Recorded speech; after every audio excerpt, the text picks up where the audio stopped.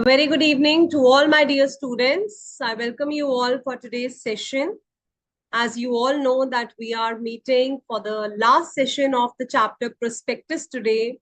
I hope you have revised whatever we have done, children, by now. And today we will be completing the chapter of Prospectus and Allotment of Securities. So my humble request to all of you, keep revising whatever we have done, keep making small notes. Many times the teacher is trying to give you 100%. We are telling you all the provisions, everything from the module also we are referring from our notes presentation. But what is required from you is 100% attention. Along with that, you should keep making small notes. Along with that, you should keep making short, brief notes, whatever you are understanding, because many a times, you find it very difficult when you're sitting and reading it from the bare act. So if you keep on making the notes along with the teacher's session, it becomes very, very easy for you to remember it at a later stage. All right. So very good evening, all of you. Abhimanyu, Hardik, Praveen, Afsal, all of you, Tejaswin, Niruben, Dambeshwari, Pratimilani, Niketana, Pallavi. Good evening, all of you. Abhimanyu, you want to say something because we have just started with the session. And if you have any query, you can ask me in between when I give you time for the quiz. All right. If you want to speak anything, you can write it on the query pad. Good evening, Anirudh. I'm glad you have revised the full chapter till what we have done as of now. That's great. Saundarya, Vaishnavi, Rashmi Kumar. All right. Good evening, children. So let's begin. We have completed till section 39. So what we are going to do is, good evening, Neha. What we're going to do today is we will be completing these syllabus first. So section 39 that we have done, section 40, 41, 42. We'll be completing the syllabus. I have some important questions with you so that we can discuss them like we did in the previous class. And then if time permits, we will have a quick recap and revision of the balance chapter that we have done in the earlier days. All right, so already geared up for today's session and looking forward for the same enthusiasm as you all have been showing. And let's complete this chapter of prospectus. We have done part 1, public offer, from section 23 to 41. 2 sections from that we will be doing today, and we will be moving towards the private placement, that is section 42. So let's have a quick recap of section 29, allotment of securities. Children, I told you that when the prospectus is offered to the public, it is an invitation to offer. Capital has to be raised from the public. Yes, Abhimanyu, you want to say something?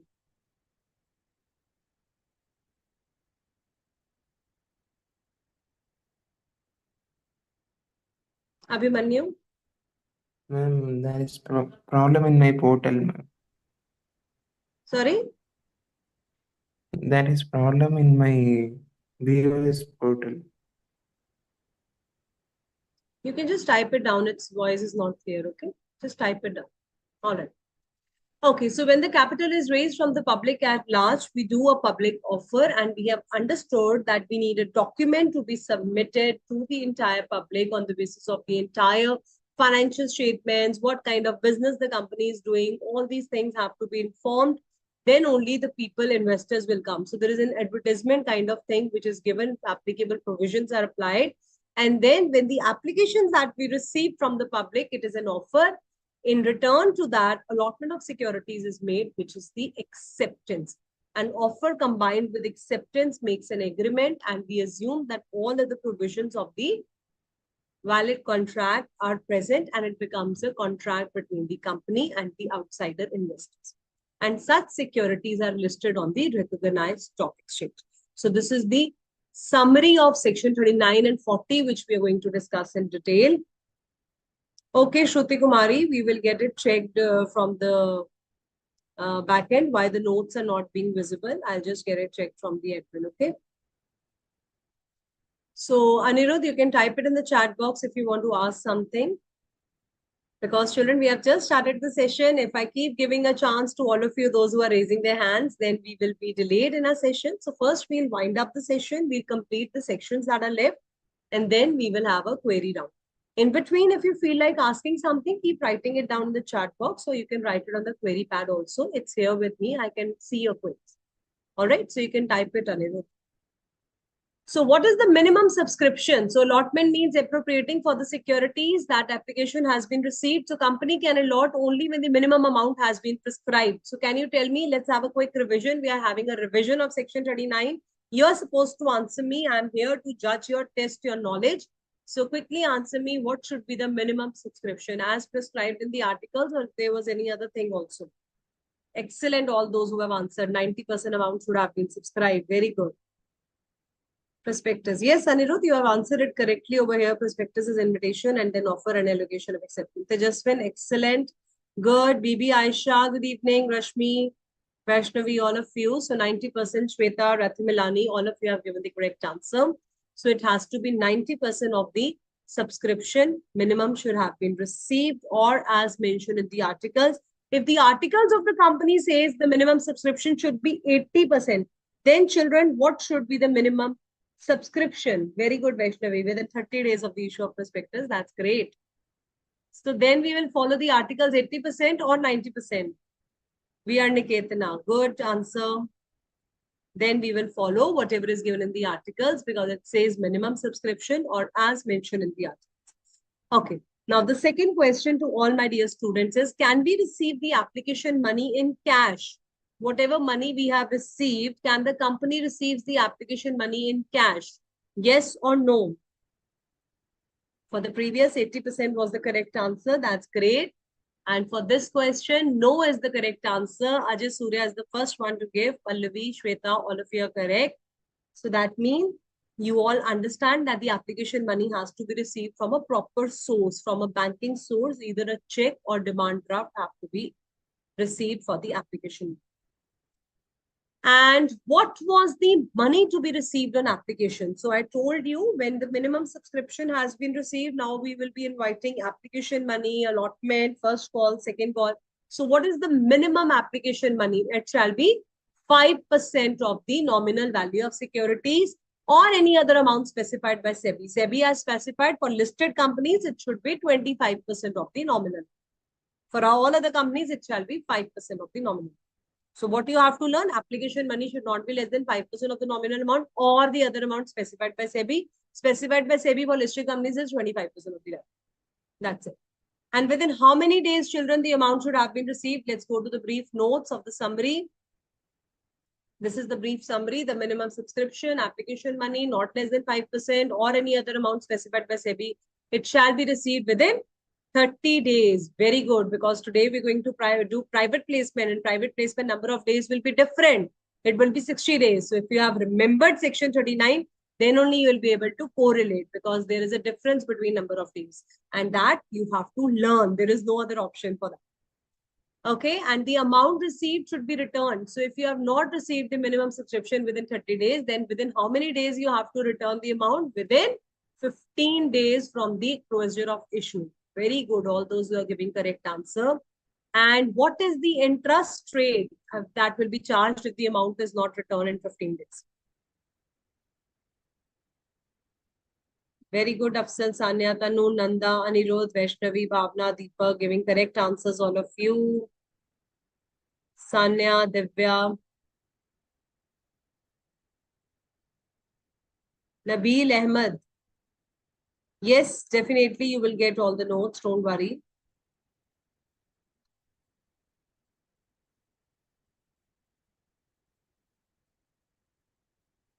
Yes, it has to be mentioned on the prospectus. That's correct. 15% per annum will be the interest. All of you have answered it correctly. And the return of allotment of securities have to be filed. What is written in the return of allotment of securities? That how much securities have been issued, name of the subscribers, all this, a return will be made. And the return has to be filed with the registrar within 30 days of the allotment of securities. So the next question to all my students is, what is the form in which the return of allotment has to be filed with? Is it PAS 5, 6 or 3? Quickly tell me. The return of allotment has to be Pallavi Jha. Correct answer. So quick. Very good. Tejaswin wrong. Not past 2, it's past 3 is the correct answer. Sanya, Tejaswin has now corrected. Rashmi, Divya, Bhavna. All of you have given the correct answer. Afsal. That's correct. PAS 3, that is PAS 3 form has to be used for filing the return of allotment. And if the securities are allotted for consideration other than cash, is there any other requirement? So here is what we left, wherein we left the class. So I'm going to tell you now, this is the return of allotment. And okay, last penalty. What will be the penalty if Section 39 has not been complied? Today we'll be talking about the irregular allotment. What is the meaning of irregular allotment? Means the allotment has not been done regularly, means it has not been properly done. Say, for example, if under Section 23, you have not issued the prospectus, you are making a public offer without issuing the prospectus, penalty of Section 23 will be charged. So I'm going to ask you all these penalties today, okay? When we talk about irregular allotment. Section 26 was for contents of prospectus. If you have not done properly the contents and other things have not been filed with the ROC, penalty will be charged. Section 39, return of allotment, you are not filing. You're not doing proper allotment, minimum subscription has not come and you make the allotment. It's a void allotment. Remember, we did one previous question also from this. We're going to have quick revision of all the question answers also today so that you understand how you have to write in the exam. Learning becomes very easy when you're doing it with the teacher also and you are sitting and listening to the lectures. You are able to learn it. But the practice makes perfect. A person becomes perfect by practice. So question and answers, writing is very important. Now, in this return of allotment, a list of allottees stating the name, address, occupation, and how many securities have been allotted will be given. So you can make a small note along with the return of allotment. You have to attach the, write it down, attach the list of allottees. List of allottees. Allottees means to whom the shares have been allotted, including their name, address, occupation, and number of securities allotted. And in case the securities, not being the bonus shares, we are not talking about the bonus shares, other than bonus shares, if the securities have been allotted for consideration other than cash, then what all has to be attached along with this return of allotment? Number one, a copy of contract duly signed relating to the property or the asset given. So whatever property and asset has been given, instead of paying cash, you have given any property or asset. So the copy of contract duly stamped together with this contract of sale has to be given. Okay, so complete particulars, all these details, and also the report of registered valuer, valuation of the consideration. So there is if shares have been allotted to you, you are giving some assets in return rather than paying for cash. So for that, you have to give the details about the stamped copy of the properties, contract of sale, and also the registered valuation report from the registered valuer should also be taken.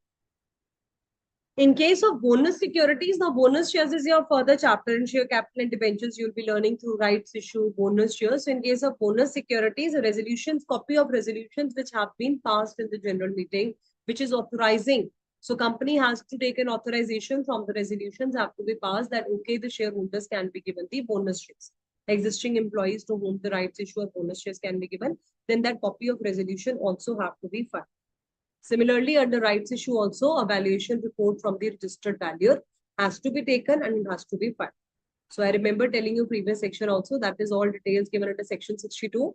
When you do the next chapter, you will understand the details about the rights issue and public rights issue and bonus shares. All right, so this is about PS3 form that we have learned about. In case of default, you have seen how the number of days and interest also was revised. Now the penalty. So what is the penalty in case of section 39? Means if section 39 is not properly followed, then 1,000 for each day during which the default continues, or rupees 1 lakh, whichever is less shall be charged for each default. So say for example, if the company did a wrong allotment, it has not filed the return of allotment, the shares have been allotted. So although it become irregular allotment, the penalty which will be charged to the company, and the company say after 30 days, it has now rectified the default. It has filed the return of allotment. So the company will pay the penalty of 1,000 for each day. So how many days? I did the default for 30 days. So the penalty will be 1,000 into 30. So 30,000. So what will be my penalty? 1 lakh rupees or 30,000 rupees? How much penalty the company will have to pay? Please tell me. 30,000 rupees or 1 lakh? My question to my audience sitting over here. Yes, so ma'am was trying to confuse you. Somebody has written very smartly, ma'am, 1,000 per day or 1 lakh, whichever is less. So 30,000 you have to answer me. Absolutely correct. Those who have written 30,000, yes. So many answers in the chat box I can see and also in the query pad. 30,000 is the correct answer. Because it is written whichever is less. So that is how you have to understand these type of provisions. This question we have done in the previous class and you have understood with me. Now let's move to a new section, that is section 40. I hope no doubts in section 29. Now, okay, everything is clear. So section 40, children, tries to tell you that before you make any public offer, you have to make an application to one or more recognized stock exchange. Now you are a company, ABC Limited, who is planning to come up with a public offer. So how will you come with a public offer? You'll issue a prospectus, you're going to the public, you're asking for the money.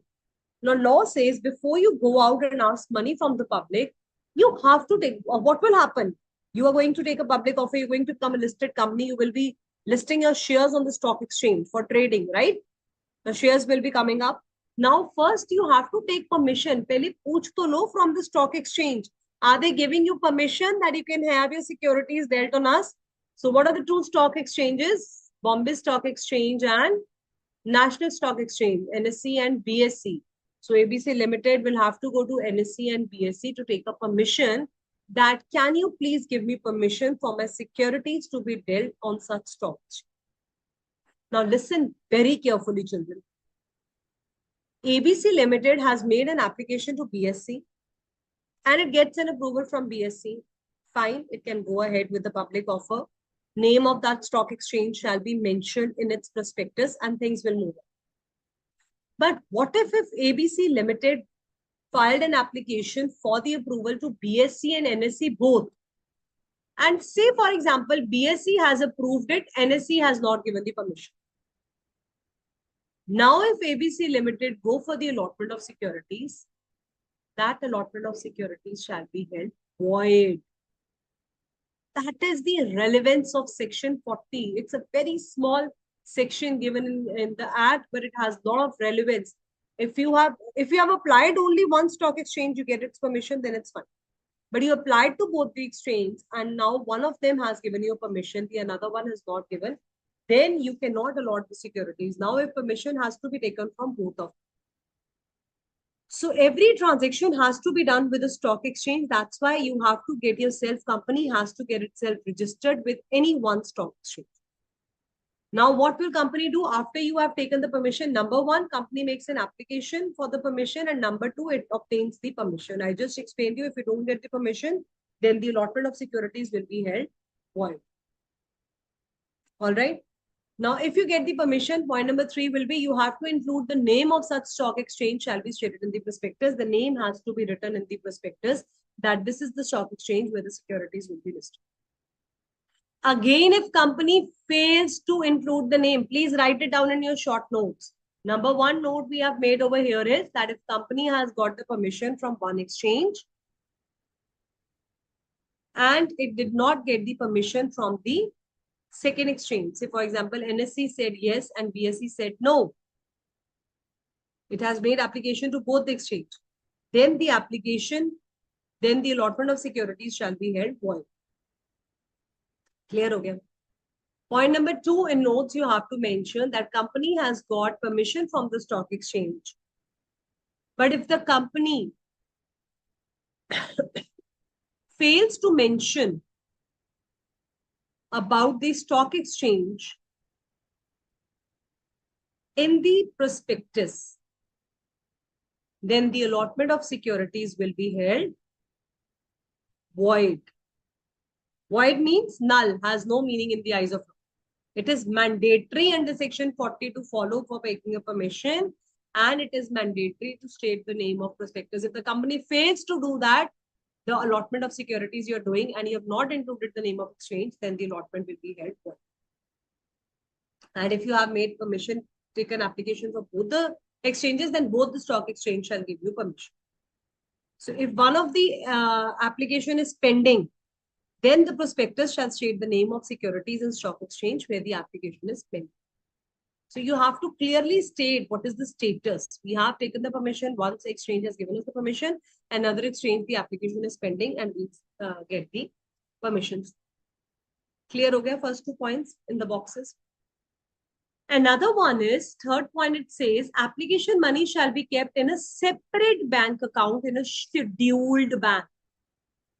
Again, irregular allotment also we are learning with these children. Section 40 is teaching you about irregular allotment. So you have to receive the application money and that money has to be kept in a separate bank account, in a scheduled bank. You cannot keep the same money in the company's bank account. You are running your business from that account and you have invited the application. No, you have to keep it as the public's money. It has to be used for allotment of securities. So you cannot keep it in your own personal account. It has to be kept separately in a scheduled bank. And what is the purpose for which all the application money that you have received from the public, minimum subscription that has come up to you, it has to be kept in a separate bank account. And this money shall only be used for 2 purposes. Number 1, for adjustment. See, I've written A and I've written B for you. So the first is adjustment against allotment of the securities, where the securities have been permitted to be dealt with stock exchange. So you have taken the BSC permission, you have got the stock exchange permission. Now the securities will be traded on this stock exchange. So adjustment will be done for allotment of securities. And how the securities will be issued? For example, company issued to public that I need rupees 10 crore. And the minimum subscription that we have received from public is 9 crore rupees. Suppose we have received from the public. Now this 9 crore, the money that you have received in the application account, in a separate bank account that is kept, out of 10 crores that you have issued to the public, you have received 9 crores. This 9 crore amount will be used for the pro rata allotment. What is pro rata allotment? All my dear account students, you know that pro rata allotment. Say, for example, for the people who have 1,000 shares, to them 800 will be allotted. How does pro rata allotment happen? Let me understand from my students. Yes, good answers in the chat box. On the percentage basis, very good, Ashish. So that is how you will be doing. So for example, 1,000 shares, 800 will be allotted. Next 1,600 will be. So if for 10 crore, you have received 9 crore only, for example, proportionate distribution of shares will be done on the basis. Very good, Anirudh. Proportionately, the shares will be allotted. Clear, okay? First point, pro rata allotment of securities will happen. Or second use will be repayment within the time specified by SEBI, where the company is unable to allot the securities. If you have not received the minimum subscription or because of any reason irregular allotment has taken place, then please repay the money within 15 days from the close of issue. You should repay the money. Is that clear? So what are the 5 important points we have understood in section 40?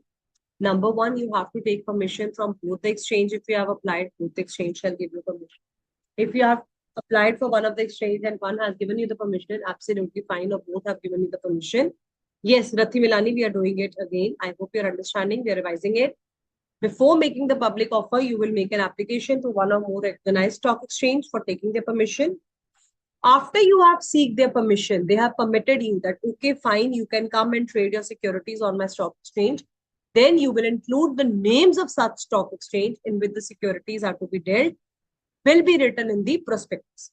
Say, for example, I have taken the permission from Bombay Stock Exchange. I am ABC Limited. I will include the name of Bombay Stock Exchange in my prospectus. If I do not include, it will be an irregular allotment. Okay. Then what will happen? Application money, whatever I have received, have to be kept in a separate bank. If I have not kept in a separate bank account, it will be an irregular allotment.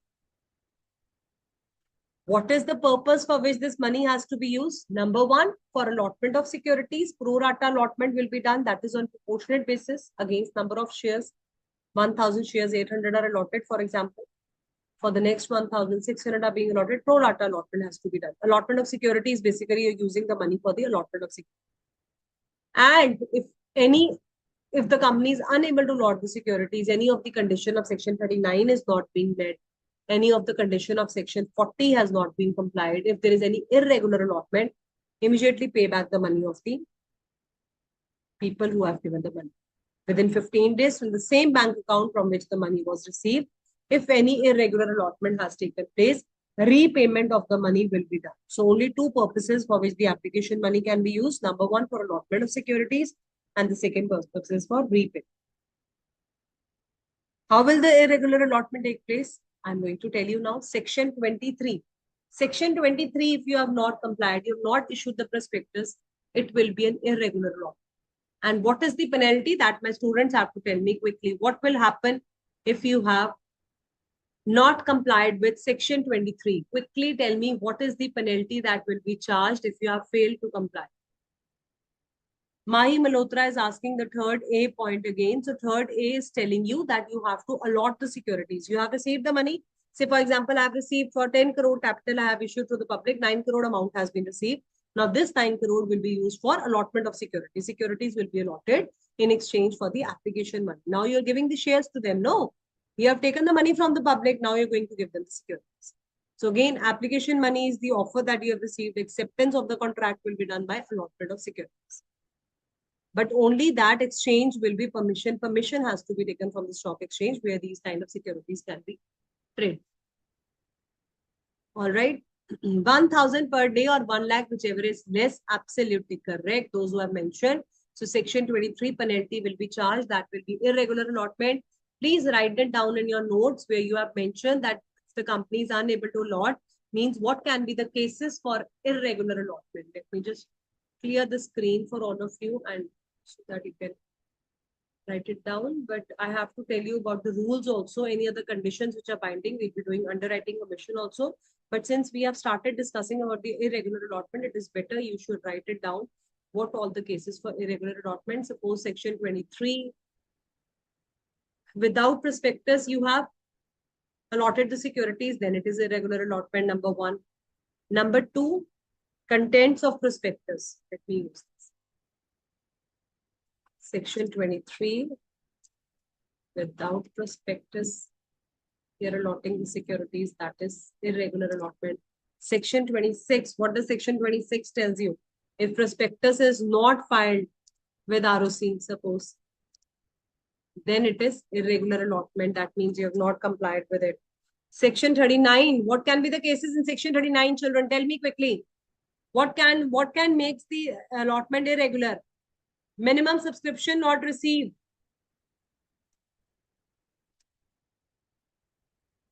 Or section 39 mein what can happen? Minimum application money not received.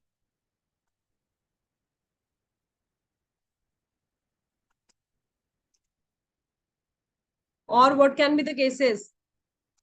Failed to file the what? You tell me. Company fails to file the, we just did that, return of allotment. Then it can be an irregular allotment. Under section 40, permission from stock exchange not taken.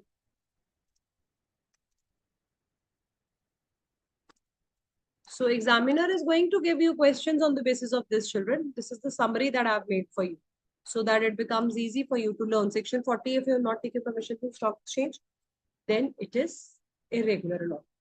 And you have taken the permission, but you have, if you have not kept the money in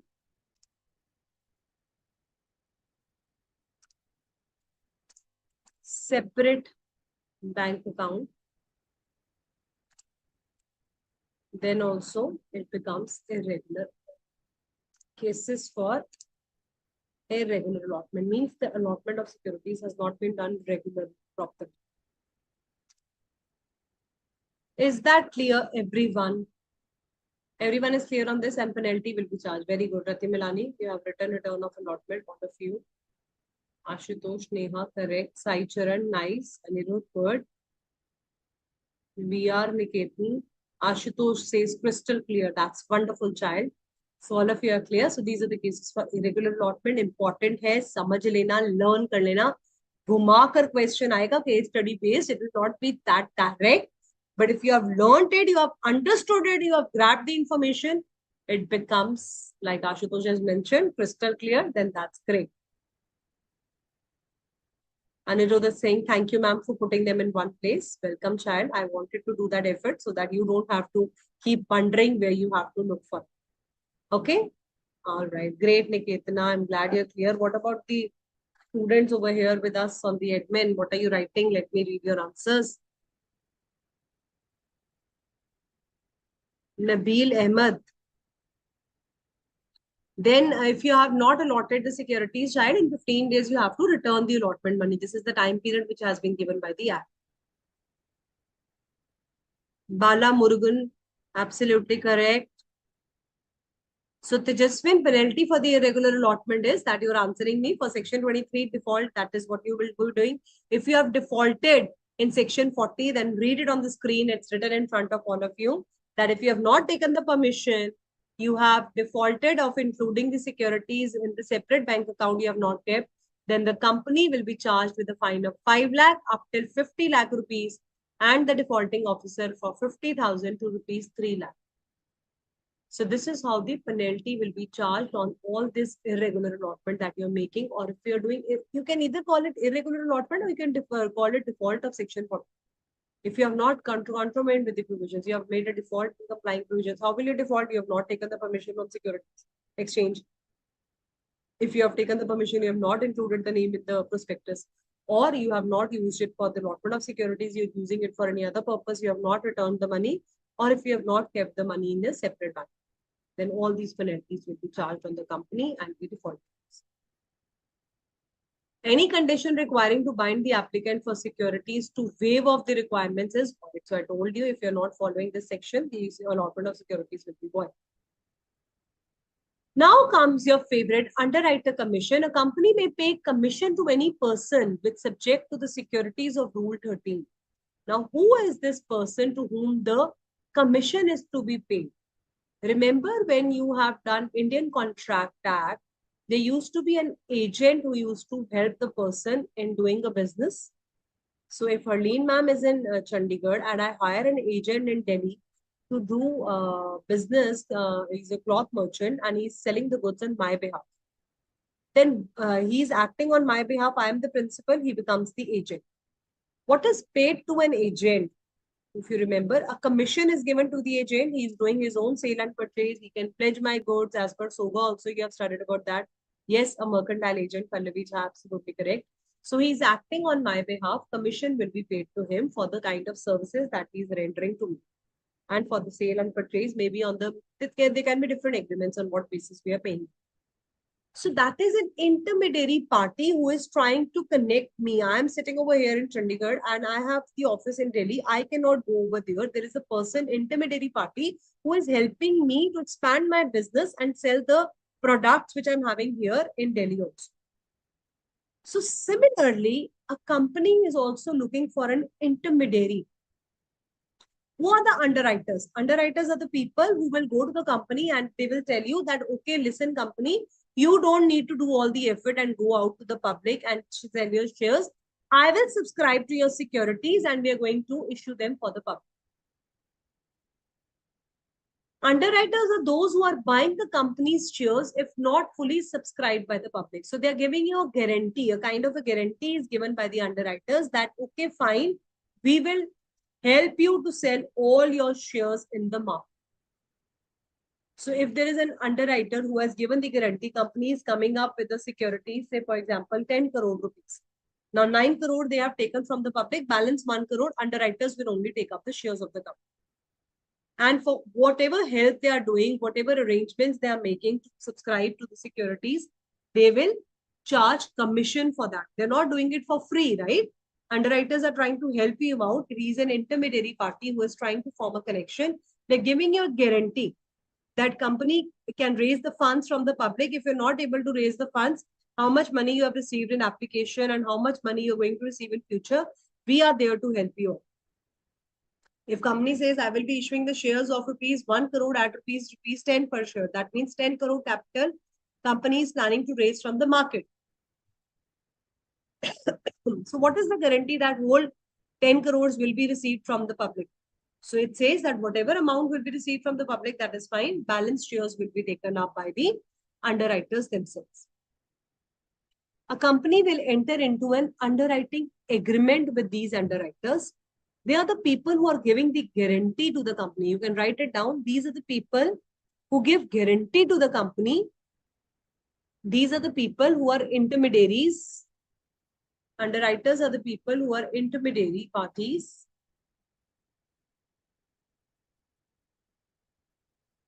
who are giving guarantee to the company that they will sell their shares in the market. For example, if company is planning to sell, I'll just explain you with the help of the example. Company is planning to sell 1 crore shares. It will give to intermediaries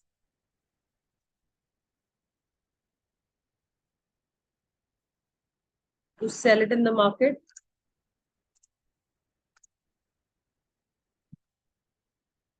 One crore shares. Suppose public takes up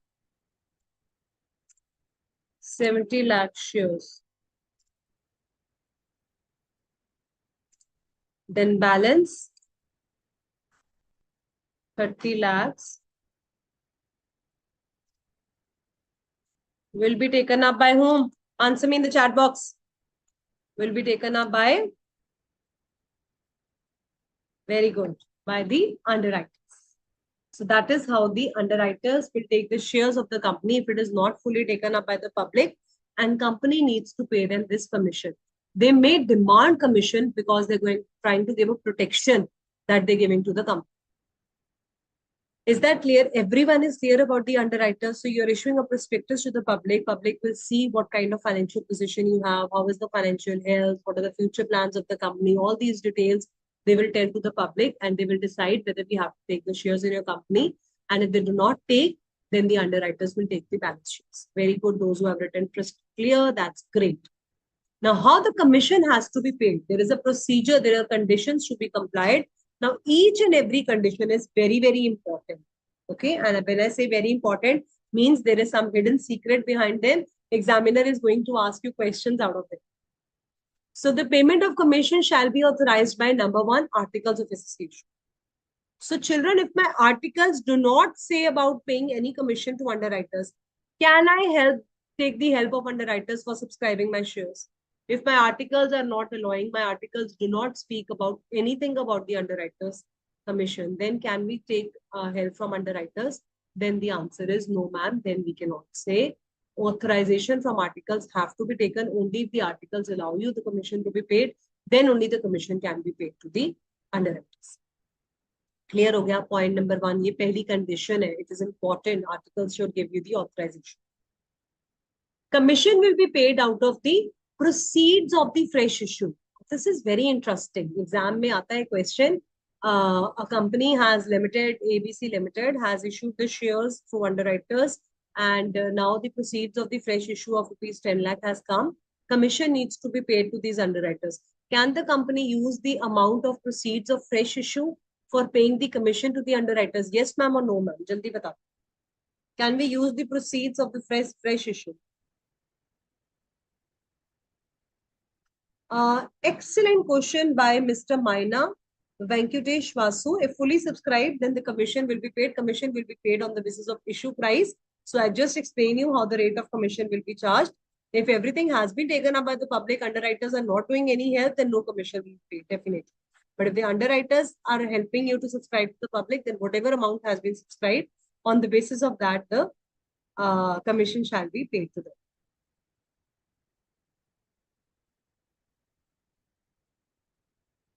Some securities are available. Yes, Bala Murugan ji, that is correct. So what was my question to all of you? Many have said yes, many have said no. Why are you saying no? Yes, you can pay. Vaishnavi, Nanda, Sanya, why are you saying no? I hope my question is clear. Pooja correct, Nanda correct, Bala Murugan ji correct, Sanya correct, and others are still wondering. I'm saying, can you pay the commission out of the proceeds? And all the Zoom people chat box may 82 of them. So I have received around 50, 60 yes. So that's correct. So authorization and sources, the commission can be paid out of the proceeds of fresh issue. It seems as if it is not possible, you know. They are helping you to take the shares to the public, and now you have received that proceeds of the issue, you're paying them commission out of that only. So the law says that. We are not saying this is the commission, underwriting commission given under a rules. Section 40 complied with the rules. They have written that the commission has to be paid, that you have to pay the commission out of the proceeds of the issue or out of the profits of the company. So you can use the profits also for paying the commission. You can use the proceeds of the issue or both. Okay, Nabil Ahmed, you can ask what you have not understood. And Divya, I hope now it is clear to you. So listen carefully, all of you, those who are still having a confusion. Underwriter is a kind of intermediary, a party who is helping the company to sell their shares to the public. So there is an in-between party. Remember, issuing house that we had an offer of sale of securities. Similar to that, there are underwriters who will take your shares and then they will go and sell them in the market. So for doing this work, they need to be paid certain commission. So how are we going to pay them the commission? From where, from which sources, funds of the company we are going to pay the commission? Law says you can use the proceeds of the issue. Means they have sold the shares in the market, whatever amount you have received from that shares, you can utilize that amount for paying the commission to the underwriters, or you can use your old profits that are lying in the company, or both of them can also be used. Okay, now clear? Understood? Okay, good. So now we have done the amount of commission has to be paid and how we have just done how it has to be paid. We have just discussed the authorization that articles will authorize it and the sources from where it has to be paid. Now we are going to pay how much to pay. Rate of commission, how much to pay. This is how to pay. This is how much to pay. So the commission, now securities, he is selling your company's shares if not fully subscribed, not just the shares. Okay, good, Rashmi. So not just the shares, they are selling your debentures also. So the word security is used in section 40, not just the shares. So if the underwriter has sold my shares to the public, then the commission that I'm going to pay them is 5% of the price at which the shares are issued or the lesser amount given by the articles.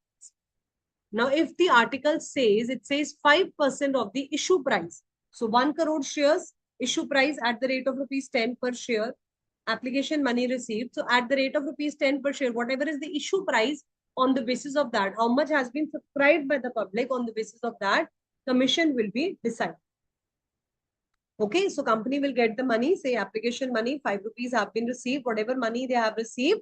So that issue price, 5% of the issue price of the shares will be given as a commission.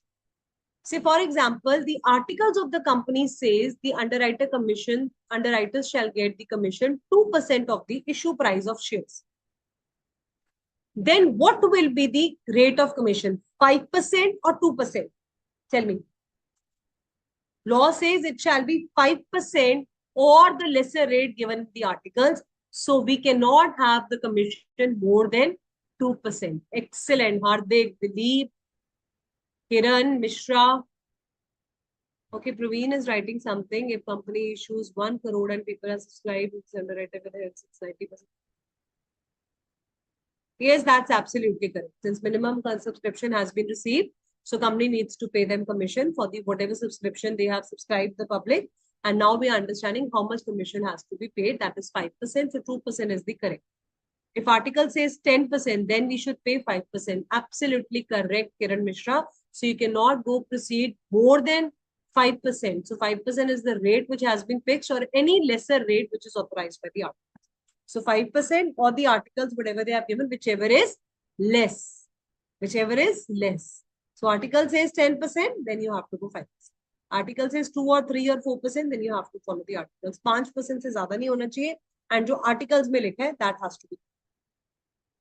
Similarly, for the debentures, what shall be the rate of commission? 2% of the price at which the debentures are issued or any less rate.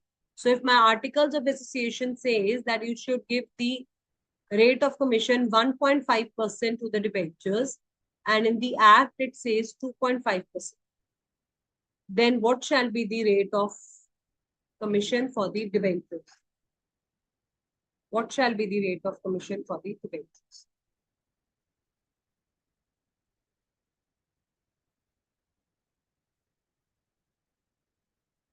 Bhavna, it will be the total shares issued on the basis of it. Issue price has to be taken. Yes, Moruju, you can understand in that point of view also. They are kind of the agents who are helping the company, but the word and the law which we have to use is underwriters. 1.5% is absolutely correct answer. Upsell, Bhavya, Bhavna, Pooja, Sanya, Nanda, all of you have given the correct answer. And those in the chat box also, wonderful answers, approved, Sakweer, all of you. All right, so that's clear. Let's move ahead. So maximum rate of commission can be 5% or 2.5% subject to the rate authorized by article. That is why I have included this line so that you don't get confused. This is the maximum rate. You cannot go beyond that. Now the prospectus view, how many points we have done? Number one, underwriters, they are going to take up the shares which have not been taken up by the public. Authorization has to be given the articles, commission to be paid. How the commission has to be paid, proceeds of the fresh issue, profits or both, and the rates we have done. Now we are going to do this point. Prospectus shall disclose what the prospectus needs to include. Yes, exactly. The how much has been subscribed. That is absolutely correct. Who was writing? Hardik, that's correct.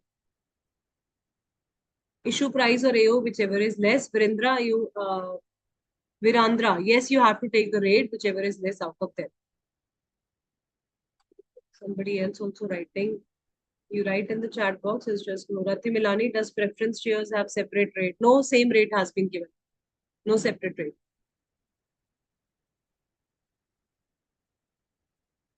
All right.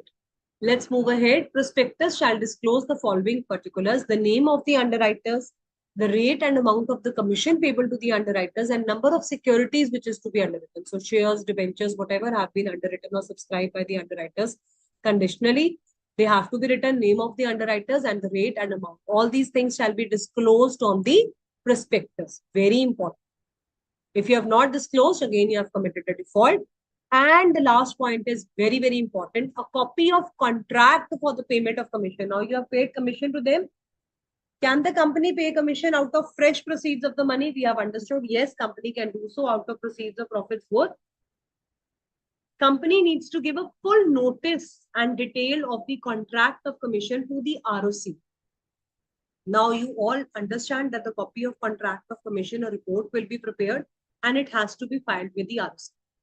Can I ask my audience, when does the copy of commission needs to go to the ROC? When are you going to file this copy of commission contract? So it's clearly written over here. It shall be delivered to the registrar at the time of delivery of prospectus. When you're filing the prospectus within 30 days of the issue, you have to give this copy of contract that this is the contract that we are making up with the underwriters. So this is the contract that we have maken up and we will be issuing them, allowing them the commission also.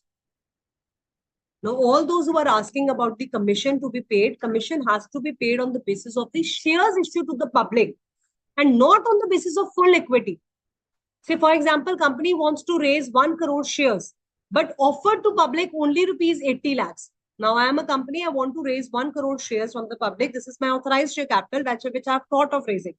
But how much have been offered to the public? I offered to the public at the time of IPO 80 lakhs.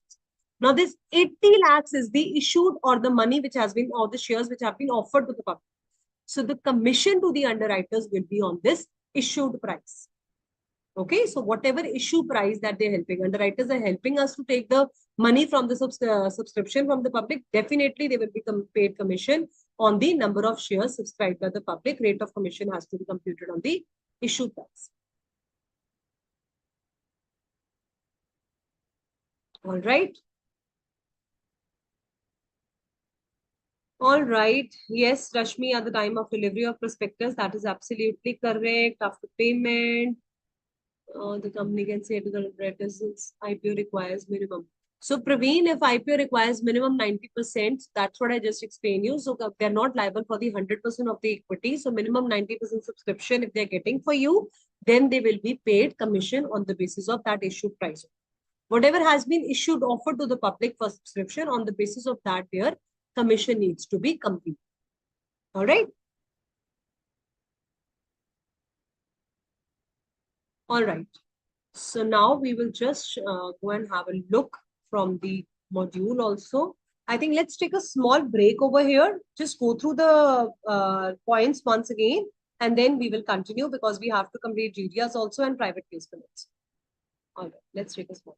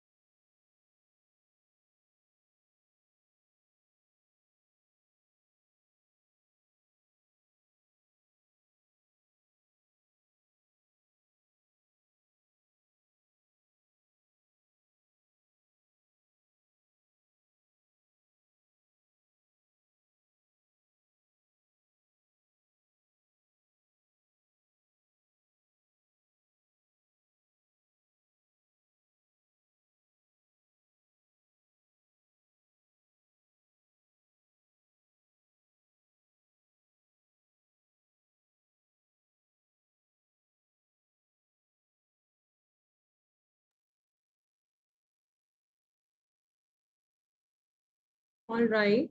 Welcome back, students. Let's proceed ahead. Okay, there are certain queries in the chat box. Let me just read them. Okay, Shruti Kumari. So, you're asking the underwriters, how much underwriters? So the amount that on case, okay, in case of disclosure on the prospectus, so here it is written, the amount of securities that they have agreed. So underwriters are giving you a guarantee, children, that, okay, this is the number of securities. Out of 1 lakh shares, I give you guarantee 70, out of 1 lakh, 70,000, I'll be selling them in the market. I am giving you guarantee for that. So whatever they have underwritten or subscribed by the underwriters, absolutely or conditionally, whatever securities they have agreed, given the guarantee, that is the number of securities that has to be disclosed and the commission payable to the underwriters. So you have computed it on the basis of the issue price and the name of underwriters. All this information has to be given in the disclosure. So what, children, you all have to remember in case of underwriting commission is AO authorization shall be there. What shall be the rate of commission? How the commission needs to be paid.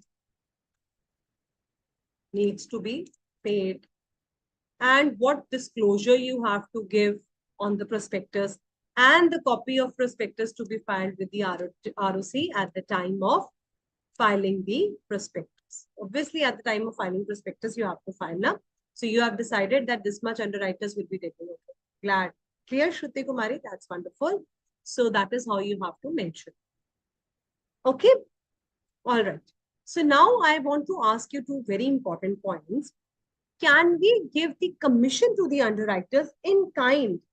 Can I give the amount of payment that I'm going to make you in kind? So I decided that instead of paying you money, the commission, I'm going to give the flats to the underwriters.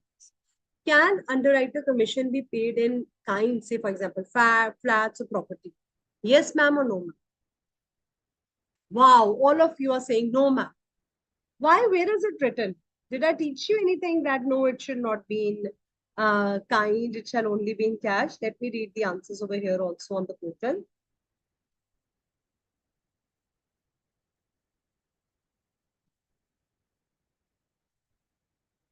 Oh my God, all of you have given no as the correct. Bala Murugan, Bhavyan, Nilamit. Okay, Mr. Nanda is asking a question. I got a permission. So, Mr. Nanda, if stock exchange has rejected your application, then you cannot go for the this allotment of securities, and it will be void. Okay. And the understanding about your underwriting commission of the number of shares, Mr. Nanda, that's absolutely correct. So I've asked you, and only Nafeel Ahmed has given yes, that's the correct answer. Others have given no. So there is no such provision.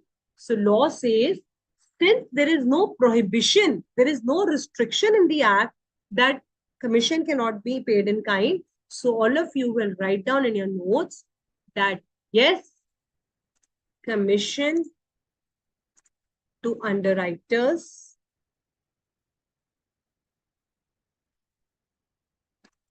can be paid in kind also,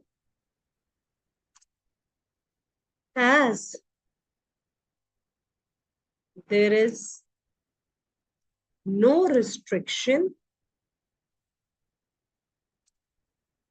that commission has to be paid in cash. All right. Everyone, just write down this point. Okay, now another question that I have for all of you is, there is a company A Limited. It applied for Bombay Stock Exchange and National Stock Exchange for obtaining the permission prior to IPO. Out of them, National Stock Exchange rejected this application and Bombay Stock Exchange approved the application. Can A Limited issue the IPO? Yes and no, or no and why?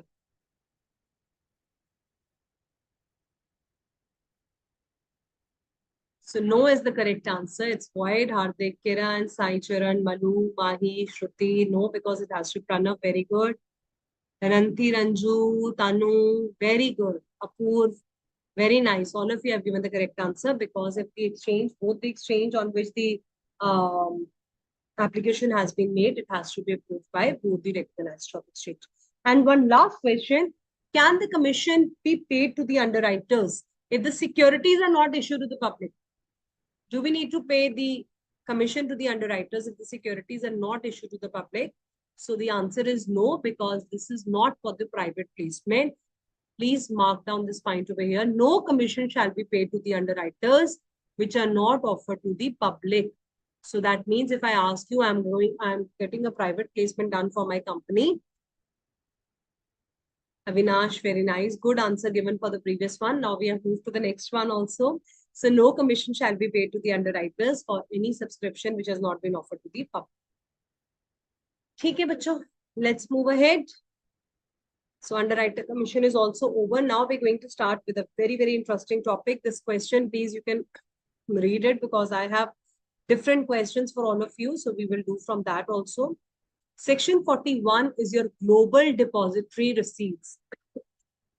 Now, what is global depository receipt? Kiran Mishra, for private placement, we cannot pay commission to the underwriters, okay? Only when you're offering to the public. So private placement section 42, we'll be studying in a while. It will get clear what is it, okay? So global depository receipt. First of all, we need to understand what is a depository receipt. So there are different types of depository receipts. They can be GDRs, they can be ADRs, they can be IDRs. So GDRs is Global Depository Receipt. ADR means American Depository Receipt. IDRs means Indian Depository Receipt. Some foreign company want Indians to invest in their shares. So now all the eyes and ears here. Yes, Avinash, that's absolutely correct. Yes, Hardik, you can write down your doubts in the chat box, and when I'm done with this topic, I'll clear your doubts, okay?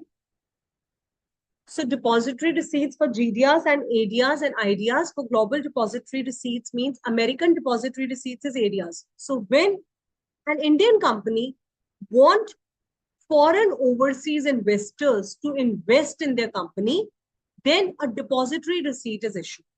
I will explain you the detailed story, how the depository receipt is issued. But let's understand the meaning of the word GDRs, ADRs, and IDRs. So ADRs means American Depository Receipts, means I am going to issue my shares. I cannot issue my shares in foreign country, but I can use the term depository receipt. वो है share ही है, it is actually a share only, but how the procedure, how through a domestic custodian bank, I am going and approaching an overseas bank, and then he will be raising a foreign investor. So depository receipts will be issued in foreign. So ADR is the word used when it is an American depository receipt, when I'm getting the money from the Americans. Global depository receipt is the word used for any other country other than America, for other European countries, China, Japan, wherever I'm raising the money. And IDRs is when foreign company wants to raise the investment, they want the investors from India. So till now, it has only been Standard Chartered, only one IDR has been issued where the foreign company took the investors from India. Till date, it is only one. Now we understand what is GDR. Section 41 has been introduced, has been added in your syllabus also, because they want to understand we are getting globally expanding our business. An Indian company is raising money from the public issue, IPO is being issued, FPO is issued, right issue. Now they have the hunger for more money. I want foreign investors to invest in my company. So this Indian company is listed in India. It is on the recognized stock exchange, but now I want the funds from overseas. Say, for example, I want the funds from American citizen. Mr. John is an American citizen. I want him to invest in my company. He cannot trade on the shares on my recognized stock exchange, and I cannot directly go to the New York Stock Exchange for trading the shares. So how will this happen? So let us understand a story about the depository receipt. I have given you a framework, a background, that why we are studying this topic. This topic relates to how the depository receipt is the name given where the certificate is issued by the depository bank which purchases the shares of the foreign companies. So it is a little complicated. I'll try to make it simple for you. Let us see this picture. So how the GDR operates, this is in India. There is a company, Indian company, say for example, Reliance. Now, Reliance wants some investment from this overseas person sitting over here in US. Now, this Indian company will issue the equity shares and they will go to domestic custodian banks. Say, for example, any bank. Let's take an example of ICICI. They will go to ICICI Bank and they will tell them that, look, I want some foreign investors to invest money in my company. Now, this domestic custodian bank means local custodian bank, any local bank, ICICI Bank, HDFC Bank, any bank can. So, this bank will find their counterpart in overseas. Okay. So, they will find an overseas investor bank, that is ODB, Overseas Depository Bank over here. They will try to search them. And they will tell them that, look, Reliance wants to raise their equity funds. They want money from the overseas investors. Can you find us some investors in foreign country? So they will inform them. Domestic custodian will inform the overseas investors. How they will inform them? They will inform them through the Overseas Depository Bank. Okay, so they will go to this bank. Say, for example, there is an SBI bank over here, and the SBI is having the same foreign bank in chain also. So that bank, they will approach it and they will form a custodian agreement among themselves. That, okay, this bank over here is approaching the Overseas Depository Bank, and that bank will now hold the money. They will hold the shares in the way they were holding the shares on behalf of depository, means demat form, electronic form. So in the form of electronic form, they will be holding the shares of this domestic custodian bank. Now, first, Indian company will give the shares to the domestic custodian bank. Further, it will inform its overseas depository bank, who will then inform the overseas investors. This is Mr. John in USA. This bank will inform the USA investor that he in fact acknowledges him that I am holding certain shares in which you can invest. And this acknowledgement that he is giving to the foreign investors is known as depository receipt. We don't use the word shares because an Indian company, as per SEBI, you cannot raise your shares outside India. A company may, after passing SR, can issue depository receipts in foreign country, but it cannot give its shares to the foreign company. A company cannot raise its shares in foreign country. It is prohibited by SEBI, but we can do it in the form of depository receipts. So that is why we are understanding what is a depository receipt. So Reliance gave its shares to the local custodian bank, ICICI Bank. It went to JP Morgan Bank. It said it's an overseas depository bank. It went to it. It gave sell the shares to them. And now JP Morgan is finding the foreign investors and will tell them that we are holding the shares of Reliance. It is a depository receipt. You can invest. That is how your depository agreement and custodian agreements are formed between the two banks. And that is how the company is expanding their business globally. And for one ADR, 10 equity shares are issued. Okay. So US citizen will get 10 equity shares for the one ADR. And this DR, depository receipt, will be listed in the overseas stock exchange like NASDAQ, New York Stock Exchange. Wahan pe this ADRs will be listed. Now this Mr. John can buy and sell and trade on these securities that he have taken of Reliance on their respective stock exchange. So here, when we invest in the Indian company, when we are investing in the Indian company, we are getting the shares from outside, then it is IDR. And when we are trying to take our Indian company shares to the foreign investors, depository receipts like GDRs and ADRs are issued. I explained you, ADRs are for American depository receipt, and otherwise the word GDR is used because you will be seeing somewhere in the syllabus ahead, the word ADRs and GDRs will be again coming. So I have conceptually tried to clear you about both the points. ADRs is for American depository receipts and GDRs is for any depository receipts other than the American countries like European countries, China and Japan. Okay, so Indian company is getting the shares listed on their stock exchange. They want the GDR so that the Indian company can bring in more money from the foreign.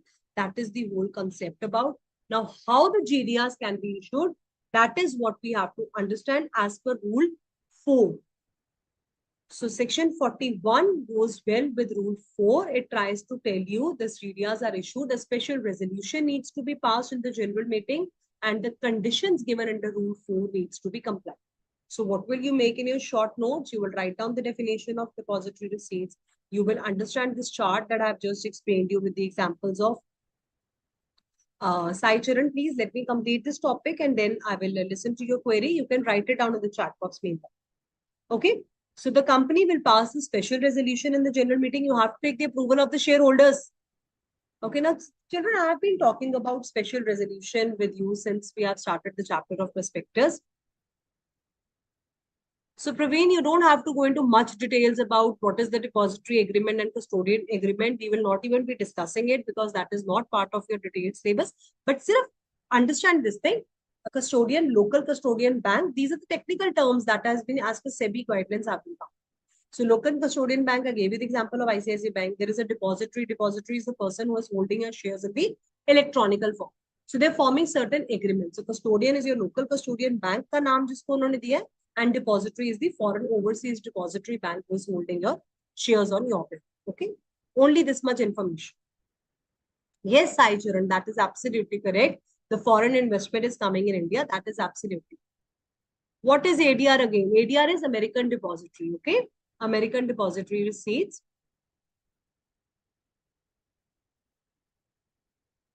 Apurv. ADR is American Depository Receipts. That we have. Excellent, Rashmi. 75% consent. So you all know, I was just trying to tell you what is the meaning of special resolution and ordinary resolution. So in general meeting, when you go to the chapter 7, you will understand there is a topic under management and administration about general meeting. When the company has meeting, they do ordinary business and they do special business. For ordinary business, we generally pass the ordinary resolution where majority, that is 50% of the shareholders' consent is required. But when we talk about special kind of business, like GDRs are being issued, you're issuing depository receipts in foreign country, you're getting foreign investment in your country. So that means a special resolution needs to be passed. That is 75% of the shareholders needs to give their consent for such kind of things. So that is the meaning of special resolution. Yes, Prindra, you can, the outside India, the outsiders can also invest in India and Indians can also invest in the foreign company. Very good, Praveen. That's correct answer. Again, Bhavna, what is the role of depository agreement? Now, this bank is holding your money and you're giving it to the outsiders. They have to form certain kind of agreement on the basis of which transactions are being done. So don't go into much of the details. Just simply understand what I've explained in the picture very beautifully. That picture is enough for you. What you have to learn is the conditions of Rule 4. That is important. So special resolution has to be passed. Number one thing we have learned, Rule 4. It says how the depository receipts will be issued. It can be issued to the public by private placement or public offering. Both can happen. And you get the listing on the concerned jurisdiction. I explained you. We just raised the shares to Mr. John and foreign. So New York Stock Exchange, our shares of Reliance have reached the New York Stock Exchange. They may be issued against the new shares or may be sponsored by the shares held.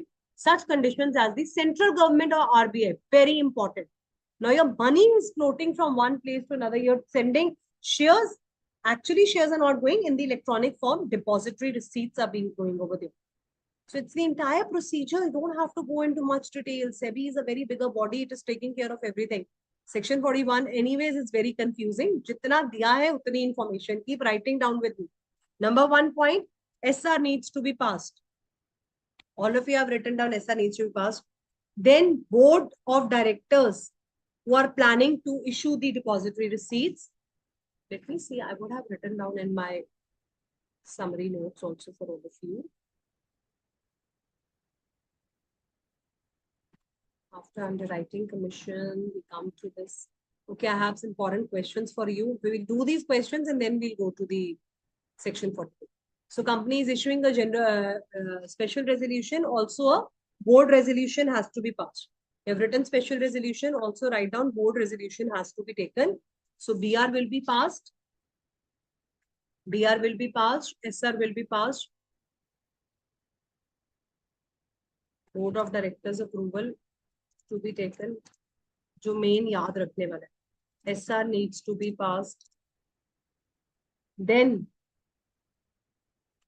it says SR passed under section 62 for issue of shares. Underline depository receipt shall deem to be for section 41. So for section 62 also, when you will be doing about rights issue, there also GDRs can be taken care of. Overseas depository bank is appointed by the company and the underlying shares are in the custody of the depository domestic custodian bank. So I told you the shares are with the ICICI domestic custodian bank. Now we are appointing the depository who will be taking care of your shares. So since we are giving the money is going to get inside and out, RBI approval is must. RBI approval will be taken. So the Reserve Bank of India will specify from time to time all the regulations related to this. CG's approval is must. CG will specify certain conditions, central government conditions has to be specified. And underlying shares shall be allotted in the names of overseas depository. Depository receipts will be issued by the depository bank. What will happen? Reliance will give its equity shares to ICICI Bank. They will give the depository agreement they will make with the overseas depository bank like JP Morgan.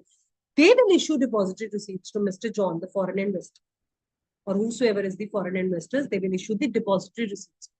So depository receipts will be issued by the overseas depository bank. हम नहीं दे रहे, हम सिर्फ shares है. एक name है, the name which is given to the shares over there is depository receipt, because we are not allowed by SEBI to give us shares outside. Okay, so that is the arrangement that has been made.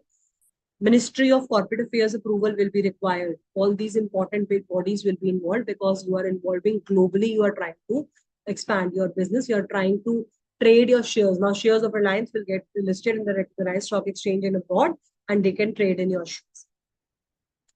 Now, company will also appoint a merchant banker.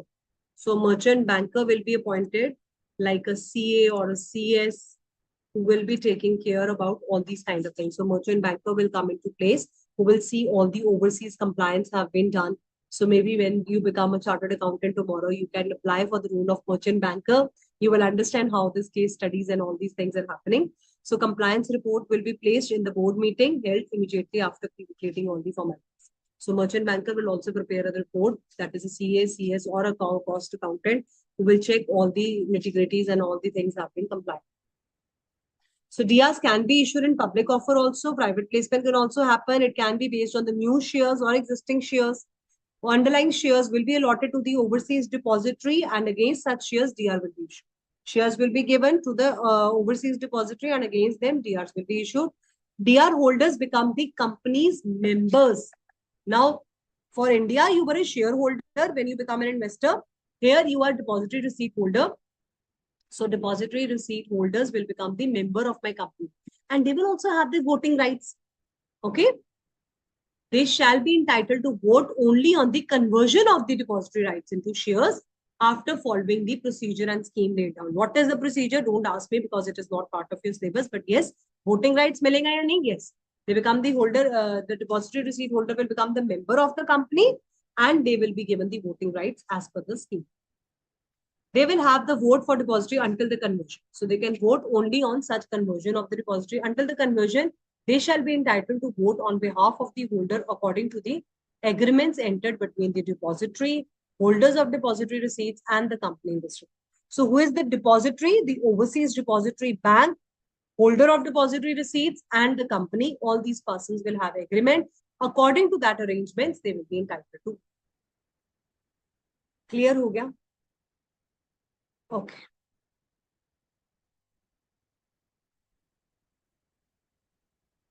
Sai Sharan in India, issue company will list by application. What are you asking? You can write it again.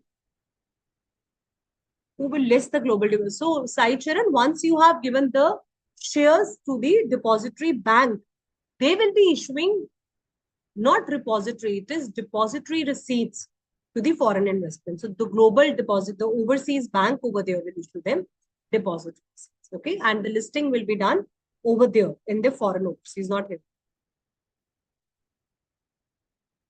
Prospectus filing time, Hardik, within 30 days of the 3 days of the before opening of the issue, prospectus has to be filed.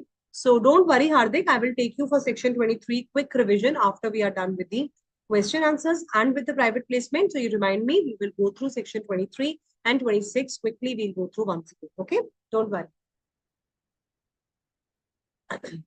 Okay, I'm showing you the answers only. Oh my, let me show you the questions first. So here is the question in front of you, because this is important, children. Irregular allotment ke base pe questions aate hain. So I wanted to do all these kind of things with all of you.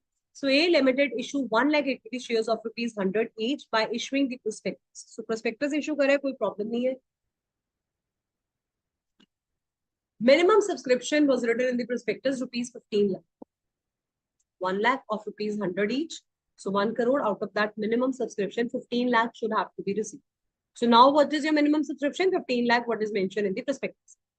And the share application money will be payable at ₹20 per share.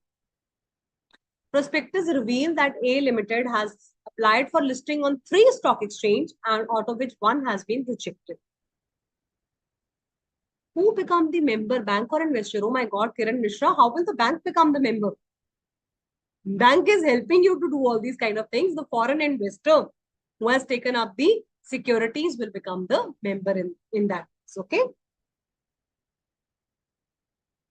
Yes, Sainath, merchant banker will be a CA or CS. Praveen, the shares can be already issued or fresh issue. Both are included under section 41.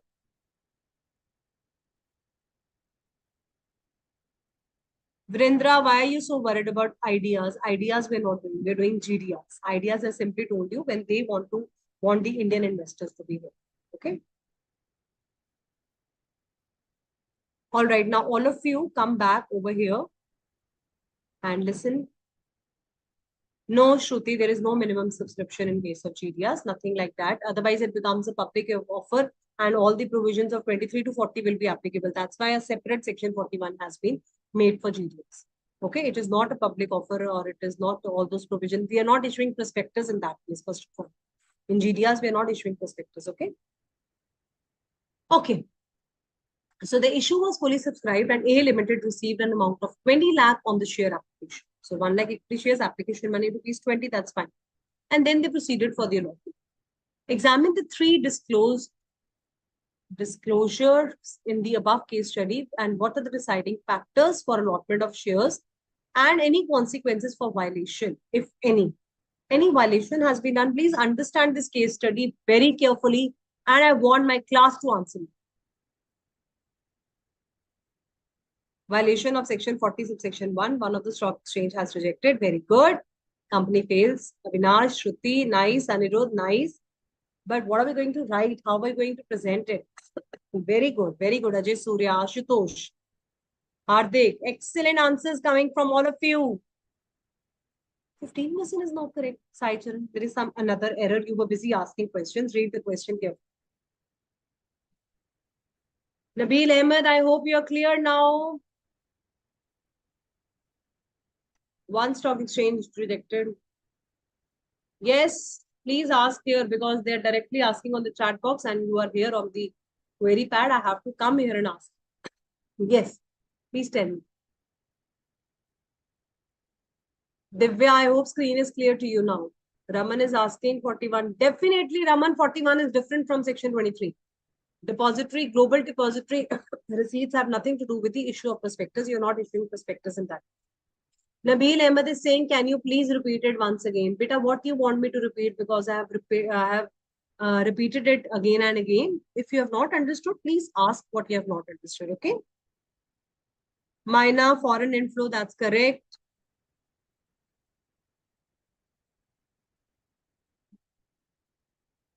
Mr. Nanda, correct answer. 1 stock exchange rejected, that's fine.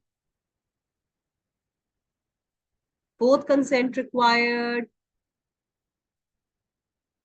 Rashmi, Afsal, all of you are writing correct. Nabil Ahmed, please write down your question again if something has been missed out.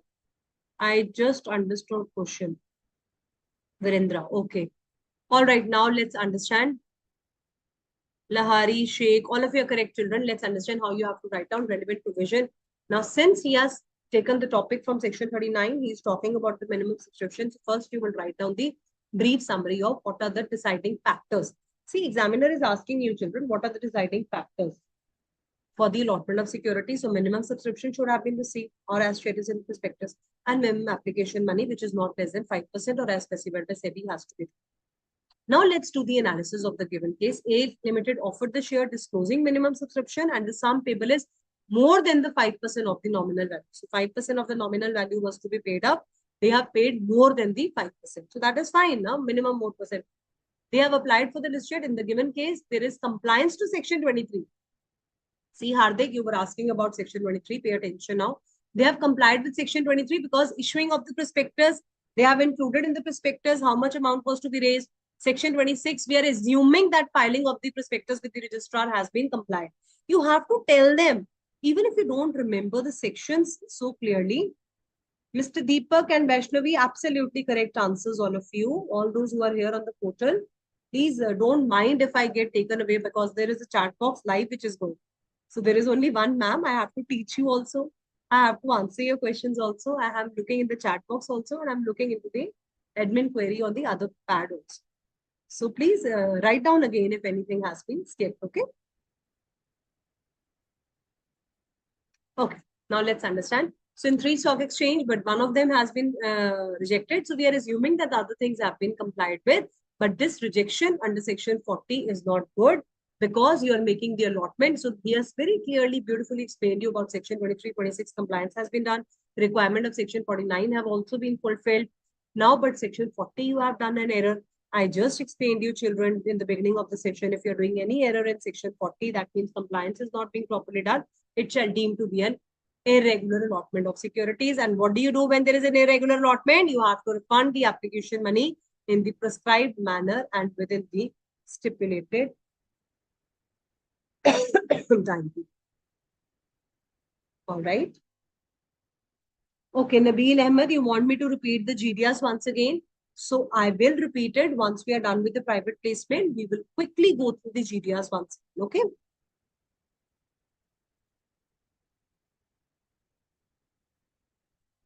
Yes, definitely. He will become the member when he is holding the GDS.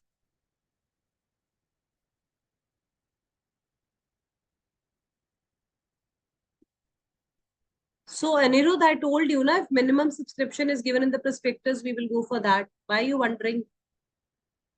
Okay. So now let's see another question. Kapoor Builders decide to pay 2.5% commission to the value of debentures. Listen carefully. You are going to answer it. I'm not going to answer it. But the articles authorized 2% underwriting commission on the debentures. And company further decided to pay the commission in the form of flats. Please tell me whether it is valid or not. Answer me both the parts. Yes, Lahari, Moruju, you can break down your points in simpler language, but you should make sure that the law is not being, taken away. Very good, Hardik. Rashmi, not valid. Okay, reason. 2% is valid. You cannot give 2.5%. So whatever amount is given in the article is absolutely correct, children. And what about the flats? Can I give it in the form of flats? Yes, we can give it in the form of flats. I made you write down that line also, that any consideration other than cash which is being given. So you will write down section 40, payment of commission, articles to be authorized. Again, all those points only.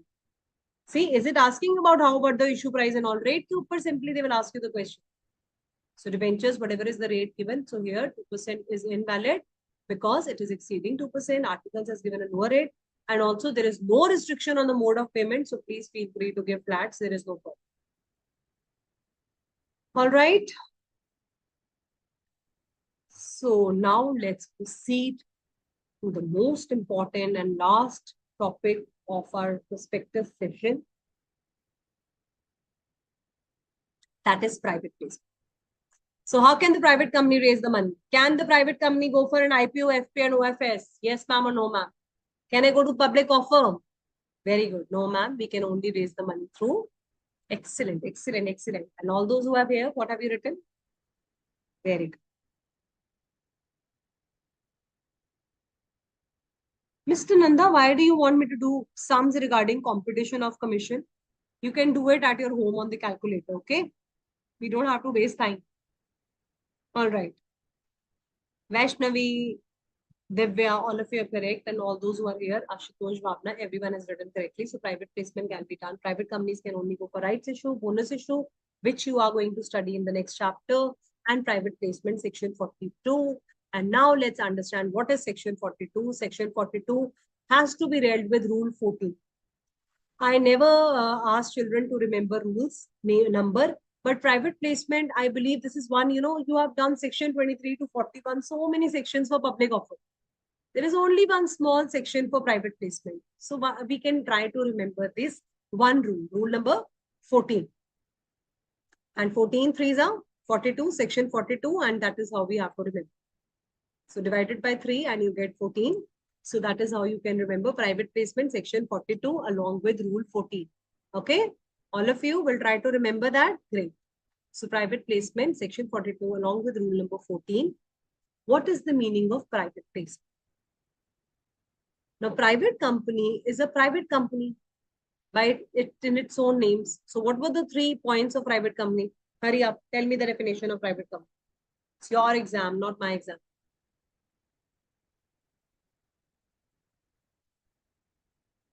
It limits its number of members to dash. It prohibits the, it restricts the. Very good, very good. Ek karke you are giving me. Why not 3 points together? Yes. Number of members shall not be more than 200. It cannot, it restricts the transfer of shares and it prohibits from giving it invitation to the public for invitation. Very good, Sagar. All of you are correct. So that means we cannot go to the public. We cannot ask them to give money. So how will a private company now? Private company wants to expand its business. They are also doing very good. A Private Limited, there is a company and they are really doing very well business. They also need money. They are finding it very unfair. Ma'am, you gave public companies so many things. They went for IPO, they raised the prospectus. They are again going for FPO. There was a shelf prospectus also. Remember shelf prospectus? What was the definition of shelf prospectus? Multiple time of securities we were raising by issuing one single prospectus, which was valid for 1 year. Then we were having red herring prospectus being issued. All these provisions we were doing, raising money from the public. I need money today. How will I raise money? I am also in hunger of money. I want to expand my business. So law said, don't worry, A Private Limited. We have section 42 for you. Please offer your securities to a selected group of people. You cannot go and ask money from the public, but there are big banks and other authorizations, financial institutions and big companies who are there to help you.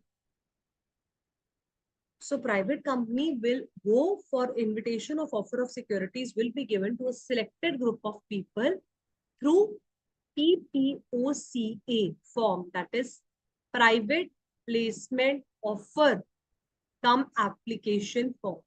PPOCA you can write on the briefing. Private placement offer cum application form. I will show you this form also in a while.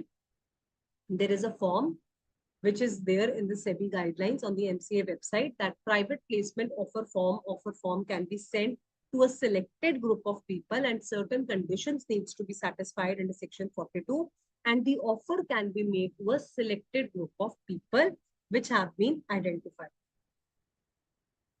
Very good, Nayan Patel. When you apply for IPO, you see a red herring prospectus. That's great. Okay, now come back here in this section. So all the things specified in section 42 has to be followed when you have sending the invitation to selected group of people. And these selected group of people are known as identified persons, IPs, identified people. And not offer shall be sent to more than 200 persons in a financial year. And how are they identified? They are identified by the board after passing special resolution. So many things you said, ma'am, we are not clear. Number one, there is a private company. Private company will set PPOCA form, that is private placement offer cum application form to a selected group of people. These selected people are known as IPs, that is identified persons. Identified persons. Who will identify these people? Board will identify. How will this identification happen? By passing an SR in the general. Clear? And it shall not be more than 200. These 5 conditions, private company is giving private placement offer form to selected group of people, that is identified persons. Board will decide these people. SR will be passed and number of people shall not be more than 200. Now, in this limit of 200, there are 2 categories of people who shall not be included. Number one, qualified institutional buyers. Who are they? Qualified institutional buyers. They are the big bodies who will not be included in this 200 limit, that is QIBs we call them, qualified institutional buyers are not included. And when ESOPs are issued to the employees, section 62 says the further issue of share capital when you do, you either give rights issue. Rights issue means you're giving the right to the existing shareholders that they can take up the shares in the company and you can give more shares to them and they will give you money. Or you can issue the ESOPs. ESOPs is the employee stock options that can be given to the existing employees of the company. So these ESOPs, when you have issued, they will not be included. If, for example, there is a limit of 200. So out of these 200, if the shares, if you have this 200 limit will not include qualified institutional buyers and will not include your ESOPs. If the employees have been issued ESOPs, they will not be counted in this limit of 200. These are the qualified buyers as defined in the Securities and Contract Regulation. And another point is this limit of 200 is for every equity shares, preference shares, and debentures. So the limit that you have set up is separate. So that means you can, private company can raise the money separately by issuing 200 for equity shares, 200 for preference shares, and 200 for debentures. All right, what have been done so far? For 200 people, 200 figure is per security, per person, per annum. Also, this limit is per annum. 2 people are excluded from the limit of 200. Qualified institutional buyers, they are not counted in the limit of 200 and the ESOPs. But if you are an HPFC or NBFC, housing finance company, then this exclusion of these two category of people is not applicable. Means when you're a non-banking financial company or you're a housing finance company and they are doing a private placement, then you include these two people also in the limit of 200. If I ask you, there is a housing finance company and they have issued 300 share, 199 shares to qualified buyers, and then they're issuing 200 to outsiders. So that cannot be done because qualified institutional buyers are included within the limit of 200. So if you have given 199, then only one person more is left, then you can give to them. So what have we done? 200 persons, otherwise these two categories are excluded, means if you're giving shares to them, then it's okay. They're not counted in the limit of 200 for private placement. But for NBFCs and HFCs, they are not excluded, means they too are included in the limit of 200. What are the conditions to be satisfied? Resolutions need to be passed at the board meeting. SR has to be passed. And as soon as the name of these people are decided, these are identified people, within 30 days of the board selection, application form will be sent. What is the application form? Private placement offer cum application form shall be sent to these selected people within 30 days, asking them to please apply for the shares in a private. Is that clear? SR also needs to be passed. Now the notice for SR will be going. Children, again, this special resolution, I told you in general meeting, you will be understanding under section 102, you will learn that along with the notice, there is an explanatory statement which is given. When you send the notice for the special resolution, you need to give an explanatory statement. Explanatory statement means giving the detailed explanation. What is the price at which the securities will be offered? What is the valuation report? How much amount will be raised from the private placement? All these details have to be given in the notice explanatory statement which goes along with the notice. Is that clear? So SR has to be passed. You're inviting 75% of the approval of shareholders. So notice has to be sent to them, asking them that all these details about the private placement. But where the company is issuing non-convertible debentures, their SR is not required, provided this non-convertible debentures is within the limit of section 180, subsection 1, clause C. So if you are issuing non-convertible debentures, then even if one SR has been passed for the beginning of the year, then that is fine. But you cannot go beyond the limit. If you're going beyond the limit, then one SR is sufficiently passed in a year, that is okay. But if you are within the limit of 180 subsection 1 clause C, then no SR is required. Again, when you will be learning about rights issue, they tell you in detail about this non-convertible debentures, the debentures which can be converted into shares or non-convertible means they cannot be converted. Section 71, 72 detail में आपको बताएगा debentures. So there again, you will be studying about this limit. What is this limit of section 180 subsection 1 clause C is your equity share capital plus free reserves plus security premium account. So you don't have to worry about it. It will get repeated in share capital and debentures wala chapter. Sirf itna yaad rakho. NCD, that is non-convertible debentures, which are issued within the limit of 180 subsection 1 clause C. No SR is required. If they're issued beyond the limit, then SR is required. One SR will be absolutely fine. So to how many people can we send the private placement? 200 people. My question to all of you is, are the qualified institutional buyers and ESOPs included in the limit of 200 or excluded? Tell me, yes or no. Are the qualified institutional buyers included or excluded in the limit of 200? Excluded is the correct answer. Very good. Very nice. Not more than 200. Good. Restricts IPO transfer. Yes, yes, good. Upsal, Nanda, all of you are good. Correct. So, children, I'm going to take a small break here, but before going on the break, because we will be completely finishing the private placement and taking up certain questions. So I'm repeating GDRs. Nabil Ahmed, you had a doubt, and anybody else also who had a doubt. They wanted me to repeat this GDRs. Quickly understand. So GDRs is Global Depository Receipt. I am an Indian company. I want foreign investors to invest in the shares of my company. But I cannot go to America and ask them that take my shares and trade them on my recognized stock exchange, that is NSE or BSE. So Section 41 has laid down whole procedure how the global depository receipts can be issued. So I am an Indian company. I will go to my local custodian bank, that is ICICI Bank, and this very example. That ICICI Bank will go to the overseas, Saat Samundar Par in America. They will go and find out a depository bank over there. It is there. I have given my shares to ICICI. They are holding it on my behalf. They are making all this arrangement. So all these big bodies, RBI, central government, Ministry of Corporate Affairs, SEBI, everybody's approval is required because it's a very huge thing. GDRs is not a very, a routine thing that you can do it just you have formed a company and you're raising GDRs. So now this ICICI Bank will have an agreement with this overseas depository bank, and they will take these shares in their name. They are taking the depository in the name of depository. They will be taking. Depository is shares in the electronic form. So now this overseas bank will issue depository receipts to this foreign investors. So one is Indian company, custodian bank, overseas depository bank. They will inform overseas depository bank that we want money from your country, find some foreign investors. Now this overseas depository bank will find the foreign investors. This is how you have to make that chart. And that foreign investor will subscribe to the depository receipts and he can trade it on the recognized stock exchange.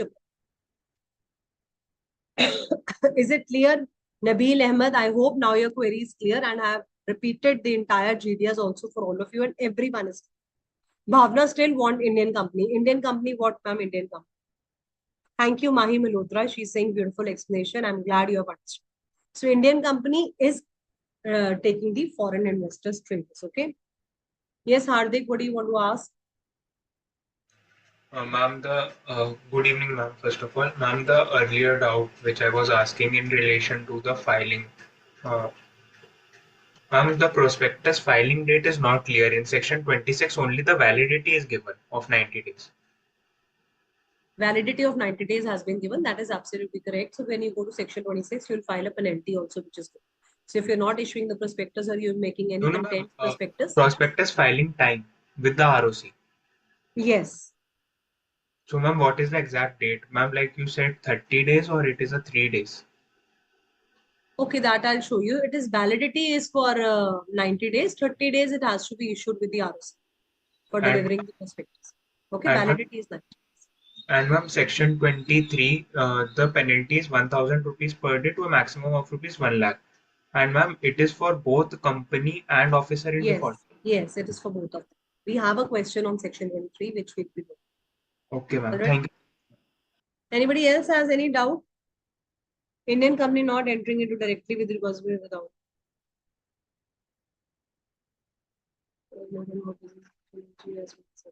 Excellent, Lahori Moruju. Excellent. That is by 23 subsection 3, where even when I was talking about preliminary chapter, There I also I told you about this thing. So Ashutosh, underwriters are the bodies which have been appointed by SEBI, has to take care of all these kind of things. So only those associations or organizations can underwrite the shares. Okay. All right. So I'll just take a small break here and then we will complete private placement and other questions.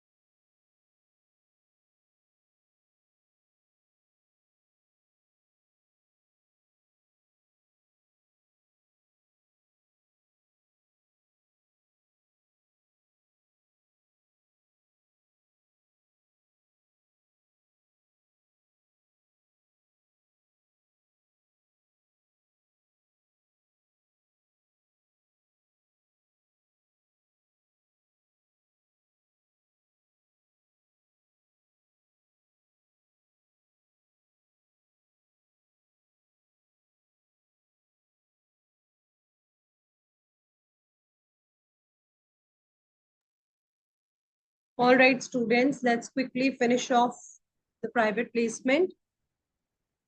Okay, all those who have asked that you want me to repeat the private placement, immediately we will repeat it and move forward.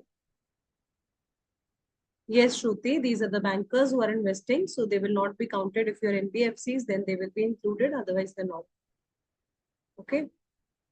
So let's quickly go to the ICAI module also. Now everything has been done, only private placement. So section 42, I told you, you are offering to the selected group of people. Somebody was Miss Divya. Okay, I'm repeating it. Now listen carefully. Private placement offer come application form is submitted. I wanted to show you this form also. Just allow me to open this form. It's the form which is there on the Ministry of Companies Affairs website.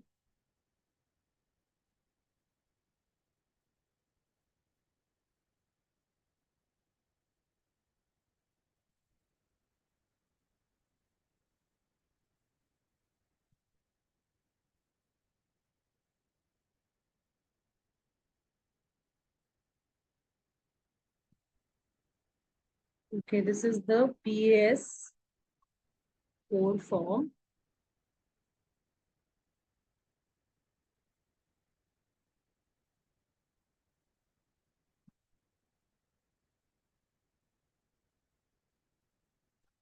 Prospectus I have shown earlier also. Who is writing?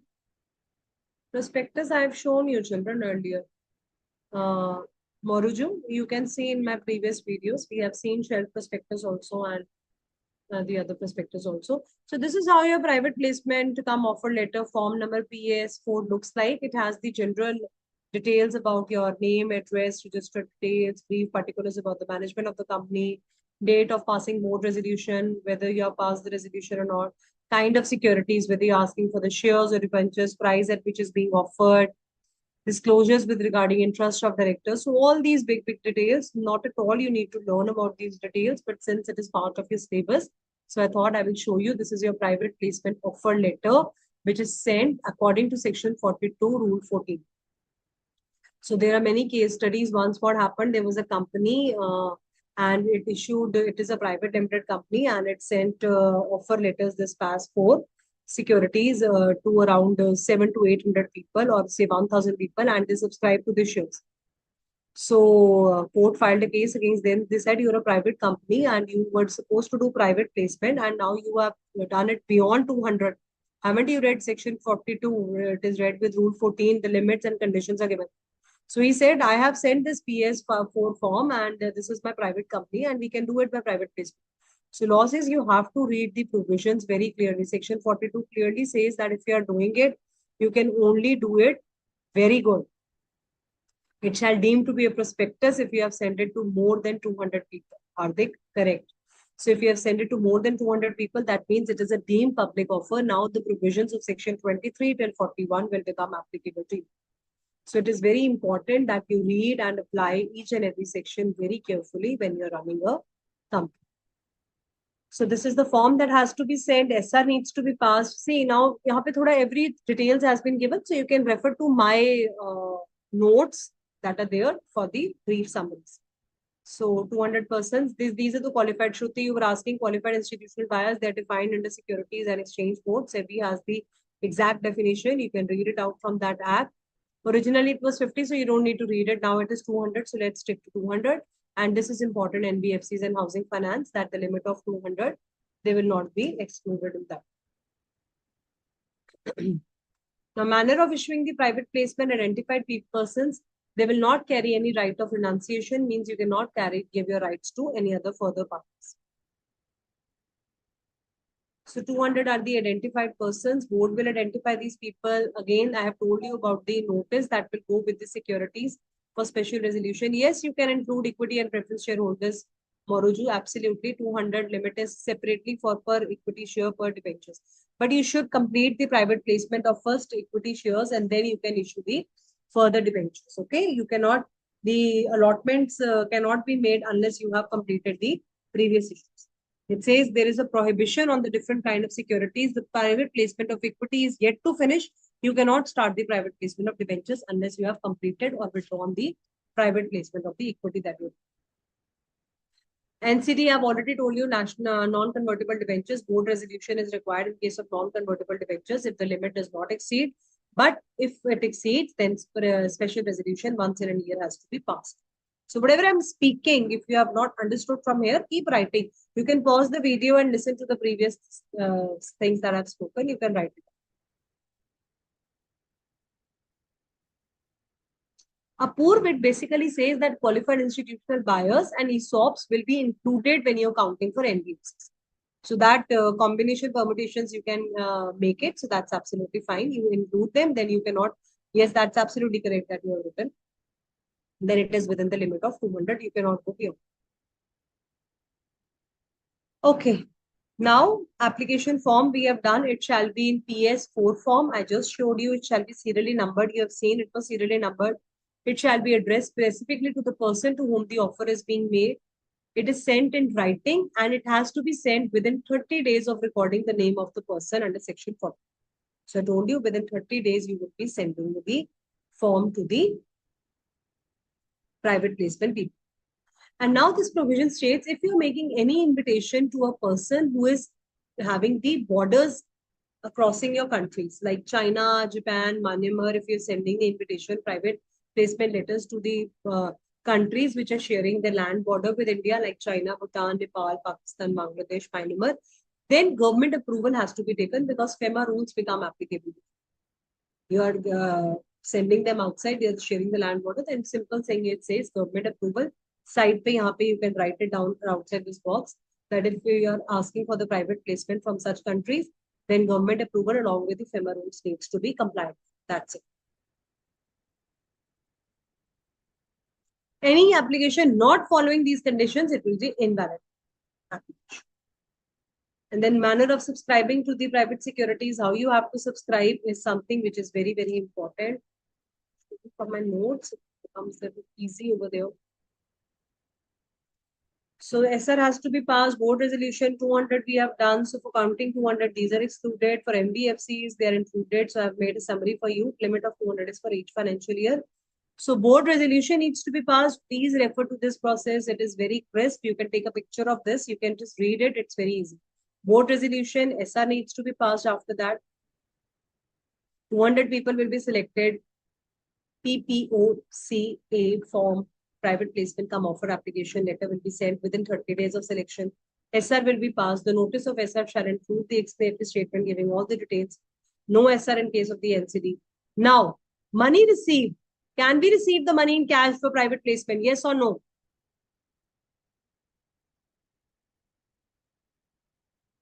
Can we receive the money? Cash. Yes or no?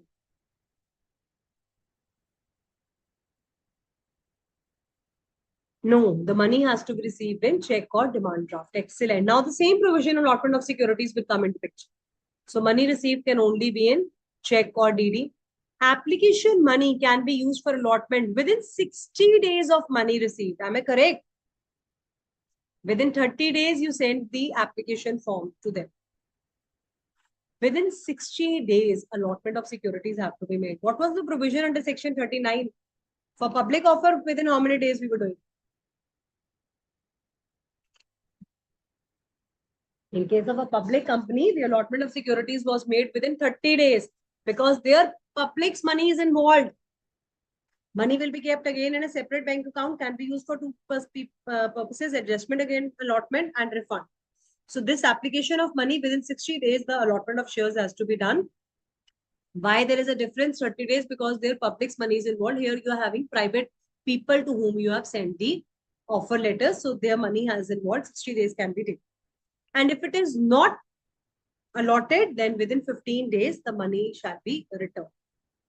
And if it is not refunded in 15 days, then what is the interest that you're going to pay over here is, here the interest is 12% per annum. Again, public company, बड़ा interest, ज़्यादा पैसा बाहर से आया है, public से आया है, 15% per annum. Private company, if you fail to refund, 12% per annum. Little liberal in case of private. 60 days are given for allotment. There 30 days were given. Their interest was 15% per annum. Here the interest is a small list. You have not allotted, return their money, not returned, 12% per annum. And a return of allotment has to be filed in 15 days. There you were filing the return of allotment in 30 days. Here again, lesser days have been given. The return of allotment has to be filed within 15 days. Let me see if we have done all the points. SR, NCD is done. No offer invitation shall be made. So any national country, China, Japan, we have done that you have to take the approval of FEMA rules and government approval is required. Deem public offer. If you're giving the allotting the securities to more than 200 people, then it shall deem to be the public offer. All those sections will become applicable, irrespective of whether or not the payment has been received. What is the mode of payment we have done? Application, not application money, which have you received, can be used for allotment of securities. If you have not allotted within 60 days, then within how many days you have to return it? The days remain same. Lahori Moruju, I am telling you that you have to file with ROC. You're not listening. You have to file the return of allotment has to be filed. Nobody has been mentioned about filing the form. Form has to be sent only to the selected group of people. Okay. Very good, Tanu, Hardik, all those who have written 15 days. Very good. And can I make a fresh issue of private placement if my previous private placement of equity shares is not yet open? It says no allotment cannot be made if you have not completed your previous allotment. Please write it down. If you have not completed your previous allotment, then no further allotment can be made. Very good. All those who have given the correct answer. Application money has to be kept in a separate bank account. If you do not keep it, that means violation has been done. Return of allotment has to be filed with ROC within how many days? Within 15 days in PAS 3 form. PAS 4 was the private application offer letter form and 3 as the return of allotment which has to be formed. Company making private placement will not release any public advertisements or utilize the media to inform the public because you're not going to public offer. You don't have to issue a prospectus, okay? So complete list of allottees, their names, full address has to be given in the return of allotment and it shall be filed within 15 days.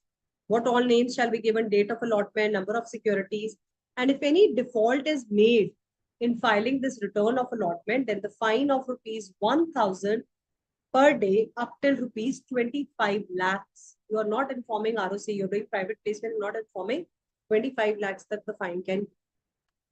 Fine may extend to amount raised through private placement 2 crore, whichever is lower. If company makes any contravention in case of private placement, then the company's directors and promoters are liable to a very severe fine, which can extend up to ₹2 crores.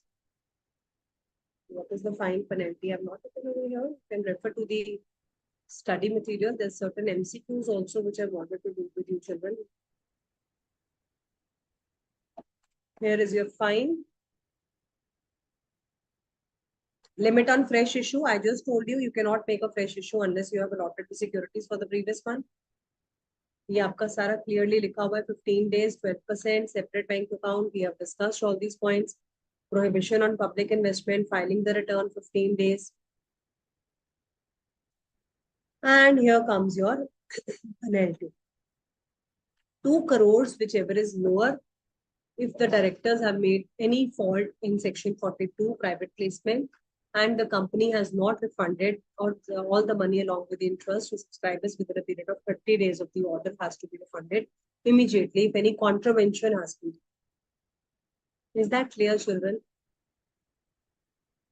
Yes, Tanu, you will definitely get all the notes. And I'm so glad that within the time we have completed this syllabus. I was so worried that these topics are so huge and I'll be able to complete them on time or not. So allotment completed on 9th November, return of allotment has to be filed. Penalty will be imposed because there is a time period of 15 days. You can refer to such questions. Let me take up one of the MCQ. Section 40 we can take because we have just done today. So section 40 requires every company shall make an application to one or more recognized stock exchange. Up to learn ho gaya hoga, I think, hai na? It filed an application to 3 exchanges and received the permission for a couple of them and proceed. There will be no penalty as the application has been filed. Penalty will be charged. It says to 3 exchanges for securities to be dealt. It received permission from a couple of them. So means he have not received from all of them, right? So what is the penalty that we have just learned today? 5 lakh to 50 lakhs, and for the officer in default, I think C would be the correct answer. What is the correct answer for this one? Absolutely correct. C is the correct answer. Reg Exploration and Refinery decided to raise the capital through issue of shelf prospectus. Company secretary explained the requirement to the board that it shall be required to file the information memorandum. You remember? You forgot. Within how many days the information memorandum needs to be filed for subsequent securities to be raised? Yes, tell me. 1 day, 3 months, 30 days, 1 month, what? Sai Charan is saying 30 days. Why you forgot? It's 1 month. Modern Furniture decide to raise the capital by issue of securities. The copy of securities need to be duly signed by any two directors, majority of directors including proposed directors, every director or a proposed director. Come on, tell me the answer for fourth one. Very easy. So the correct answer is D is the correct answer. Majority not. All the proposed directors shall also be. So these descriptive questions, try doing them by writing practice. This is the question that we have done in the class also today. If you have any queries, then it's okay. Otherwise, I have certain MCQs and other questions for all of you. I think we can do section 42 questions I want to show you. These are the very basic MCQs. You can read them. Okay, Trident Limited is in the process of doing private placement. It received the application money and allot the securities by it. Failed to repay the application money. By else liable to repay that money with the interest at the rate of what shall be the interest if it fails to repay the money? It allotted securities by and failed then to pay the allotment of securities. What will be the rate of? You can study this carefully. Company fails to, again, you have to apply the same principle. 60 days allotment has to be made, otherwise return it within 15 days. So C, B is the correct answer because 15 days have to be computed from this very date. Once the close of offer happen and penalty at the rate of interest 12% per annum will be charged from the 60th day. 61st day penalty will be charged. Very good, Sheikh. Absolutely correct answer. So these are the questions. Validity of the statement. Article specified 4% of the issue price as Underwriting Commission. Board of Directors decided to pay 5%. Or modern company decides to pay 5%. Articles authorizes 4%. What will happen in this case?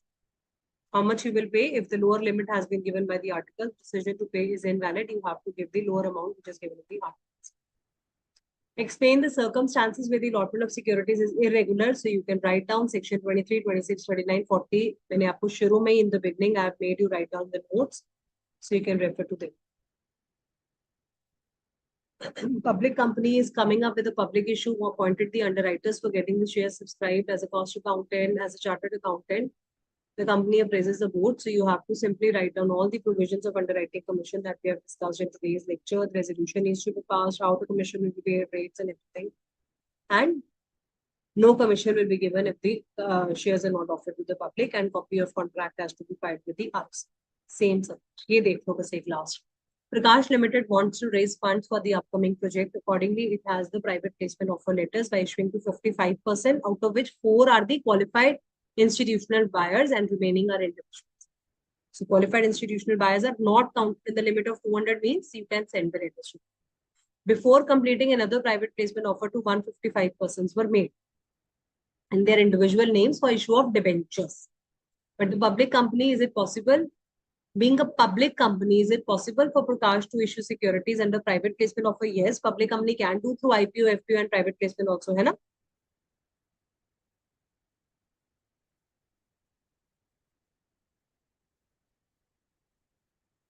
You'll get this PDF, better don't worry.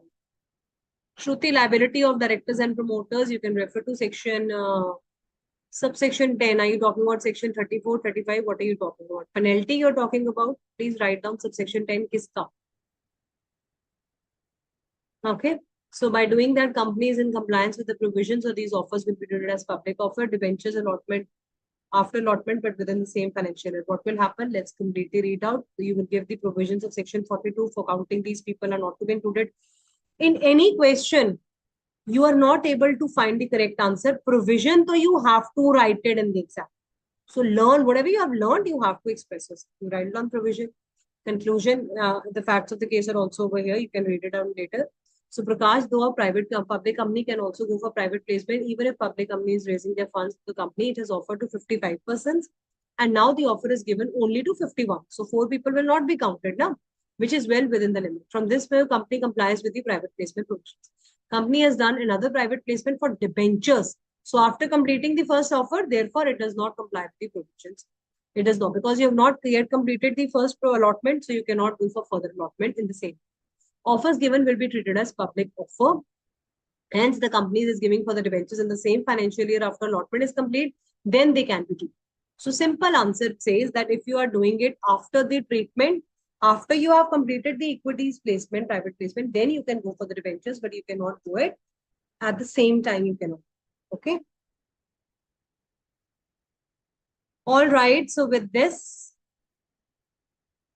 Peter, you can read it down. Penalties, Shruti, it's given over here. It simply tries to tell you that the penalties for the directors, if you have done any contravention of private placement, then this penalty will be promoters and directors, whatever amount that you have raised through the private placement. Suppose I have raised 10 crores from the private placement, amount has been received. But now I have contravened, I have not utilized it properly.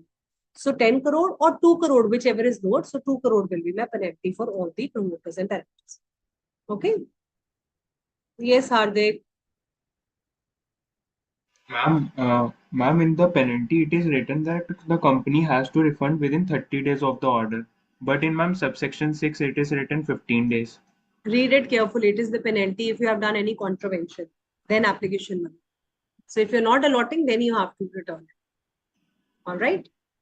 If ma'am we are not allotting, if we are doing an irregular allotment, then 15 days, and if we have done any contravention, then 15 Contravention, then it is saying that with the fine and penalty that you have to pay, you have to return their money also. No? You have done a contravention.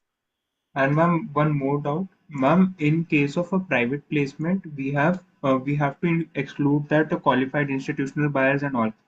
Ma'am, if and ma'am, it was also written that they have done two offers together, like debentures and equity. And ma'am, if we do two offers together as a private placement, then it will be a public offer.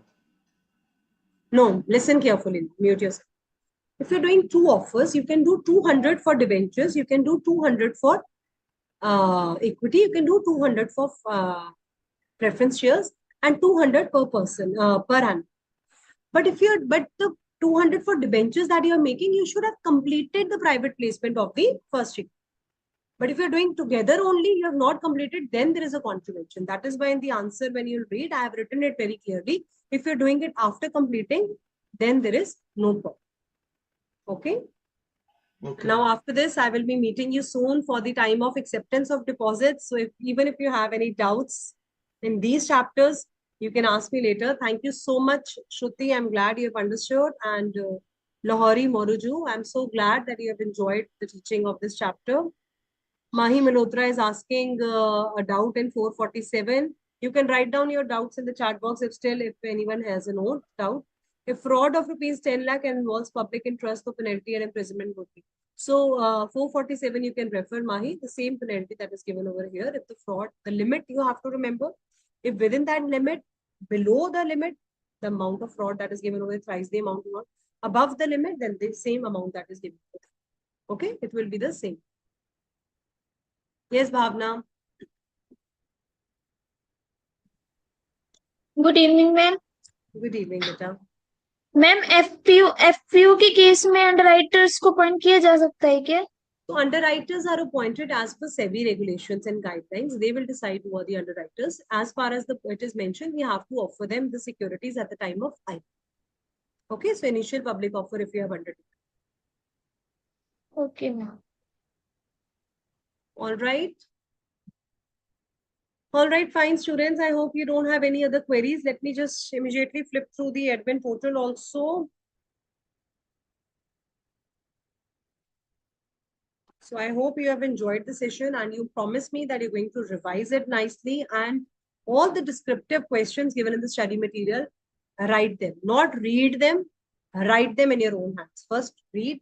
The way it is MCQs for fourth is D is the correct answer. So why you worried, I failed to understand. The answer is not C, answer is D because it includes the directors as well as the proposed directors. If they would have given the attorney representative, that would have also been included. Okay, and for irregular allotment, all of you should remember section 23, 26, 40 and 39 ka contravention, which I made you write down as a note. Remember that, and also the question is given in your study material also for irregular allotment. Do try to learn it because these kind of the questions will be coming in the exam. All right, students, thank you so much. I hope you enjoyed the session and I'm looking forward to meet all of you again soon. All the best to all of you, and I could not find any more queries in the admin portal also. So thank you very much.